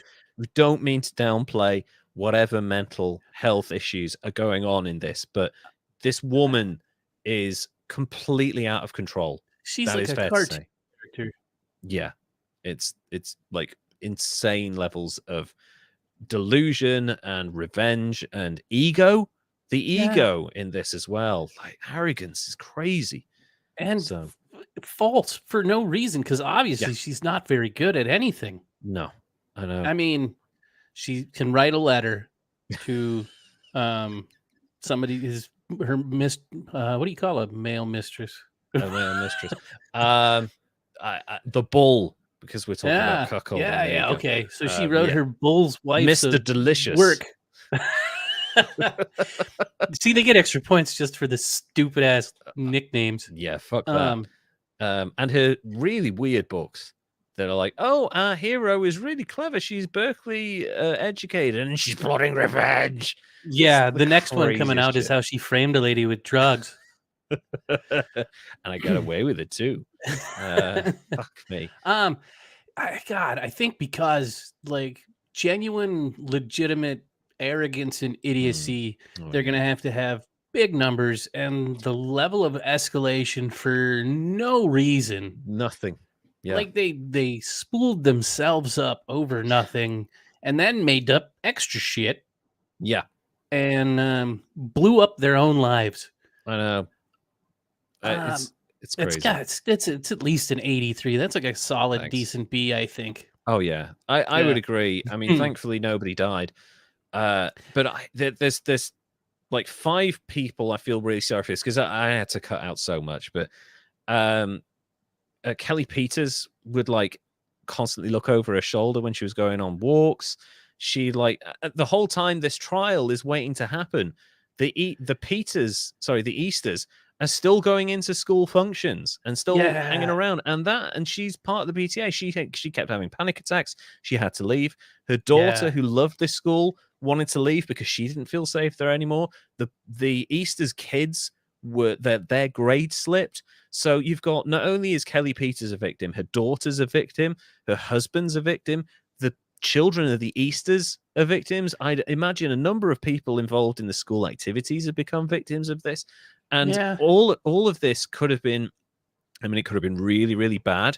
But had it not been for Charles Schaefer, the kind of NCIS investigator with the Marines / SWAT marksman, had he not had the foresight to go, something doesn't feel right here, this woman could have been in prison really quickly. Oh, yeah. Just a general LAPD officer comes up and does it. She could get shot. I mean, I don't know what she looks like, but it's Cali. And cops are shooty there. The cops are shooty. And like it's funny because, you know, I've seen, I mean, obviously everyone puts on a brave face for interviews. I've seen interviews with this woman, Kelly Peters. She's just like a normal mom.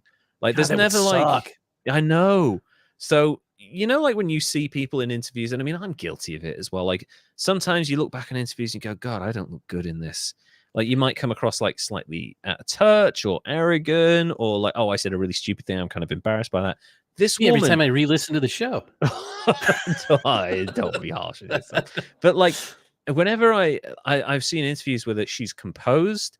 She's really lovely. She's very calm. She feels 100% genuine, and at no point does my massive cynicism alarm get set off by this woman, because I have an inbuilt cynicism to me, and she's so lovely. I just don't understand why she became the target of this insane scheme. So I have to say, she just went full delusional and must have been having a bad day, took shit too far, and then is too incapable to turn back. Yeah, you had a bad day. You framed someone from the PTA, and now you're in jail because you mishandled drugs.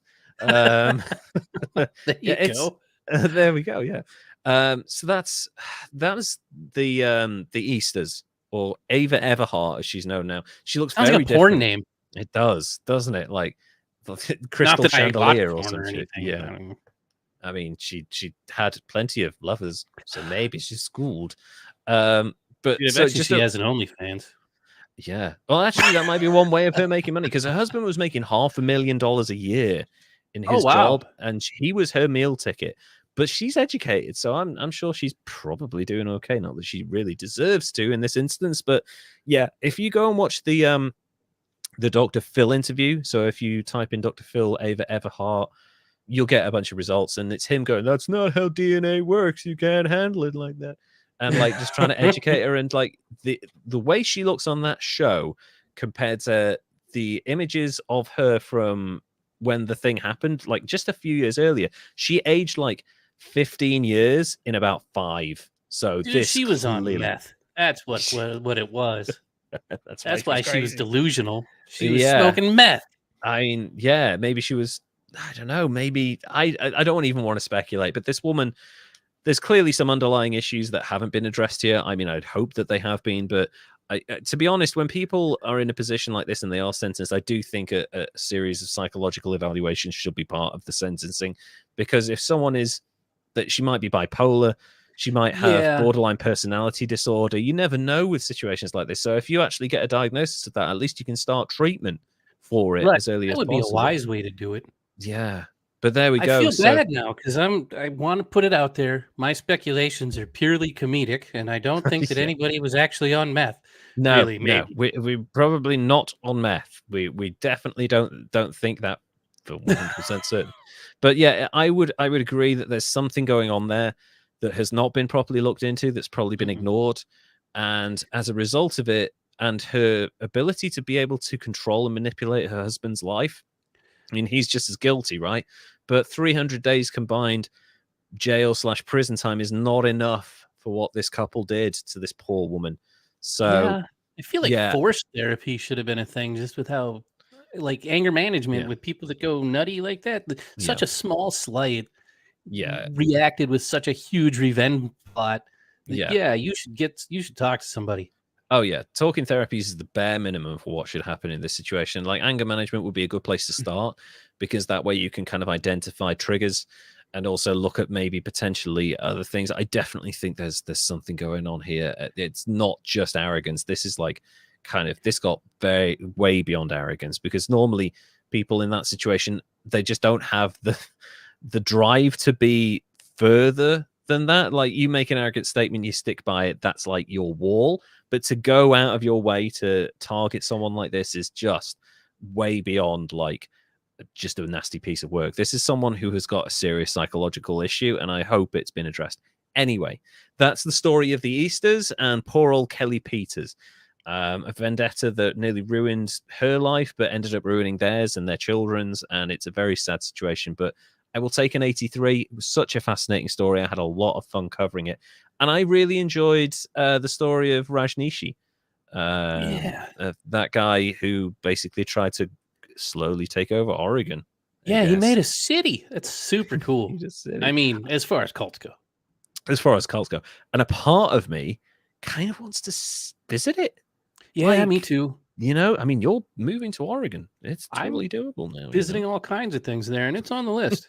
It's on the list. That would be a really cool thing to see, like the power of somebody's will to actually like, I'm just going to overstay my visa and build a fucking city. Like, that is crazy levels of commitment to something there. So, well, and he talked somebody into spending 5.75 million of their own money to buy him land to start the city. So that is really impressive. That's Yeah, it the is. power of persuasion right there. So anyway, everyone, thank you so much. That was a lot of fun and a lot of fun researching it. We're just under 2 hours, which is incredible. I thought this was going to go 3. I was really worried about mine. Thank you so much for listening. We've had so much fun. If you want to follow us online, please go to Instagram and follow us at History's Greatest Idiots, or Twitter at Greatest Idiots. And if you want to go to our Patreon, go to patreon.com/History's Greatest Idiots, and you could become a financial supporter of us on there. Also, we are available on YouTube if you're listening to this on a podcast format and you want to see our glorious faces in person. If you just go to at History's Greatest Idiots on YouTube now, or just search for History's Greatest Idiots on YouTube, you will find 51 episodes, most of which 40 of which have video. So yeah, there's a fair lot of video. This one's special with autofocus Derek. Yeah, Again. a little bit of autofocus Derek. Yeah, it's fine. It looks good. It still works. You got that filter on that all the female film stars had from the 50s and 60s. Thank you so much, guys. We will see you in a couple of weeks. Derek, would you like to say goodbye, please? Goodbye, everybody. Goodbye, and we will see you soon. Take care now.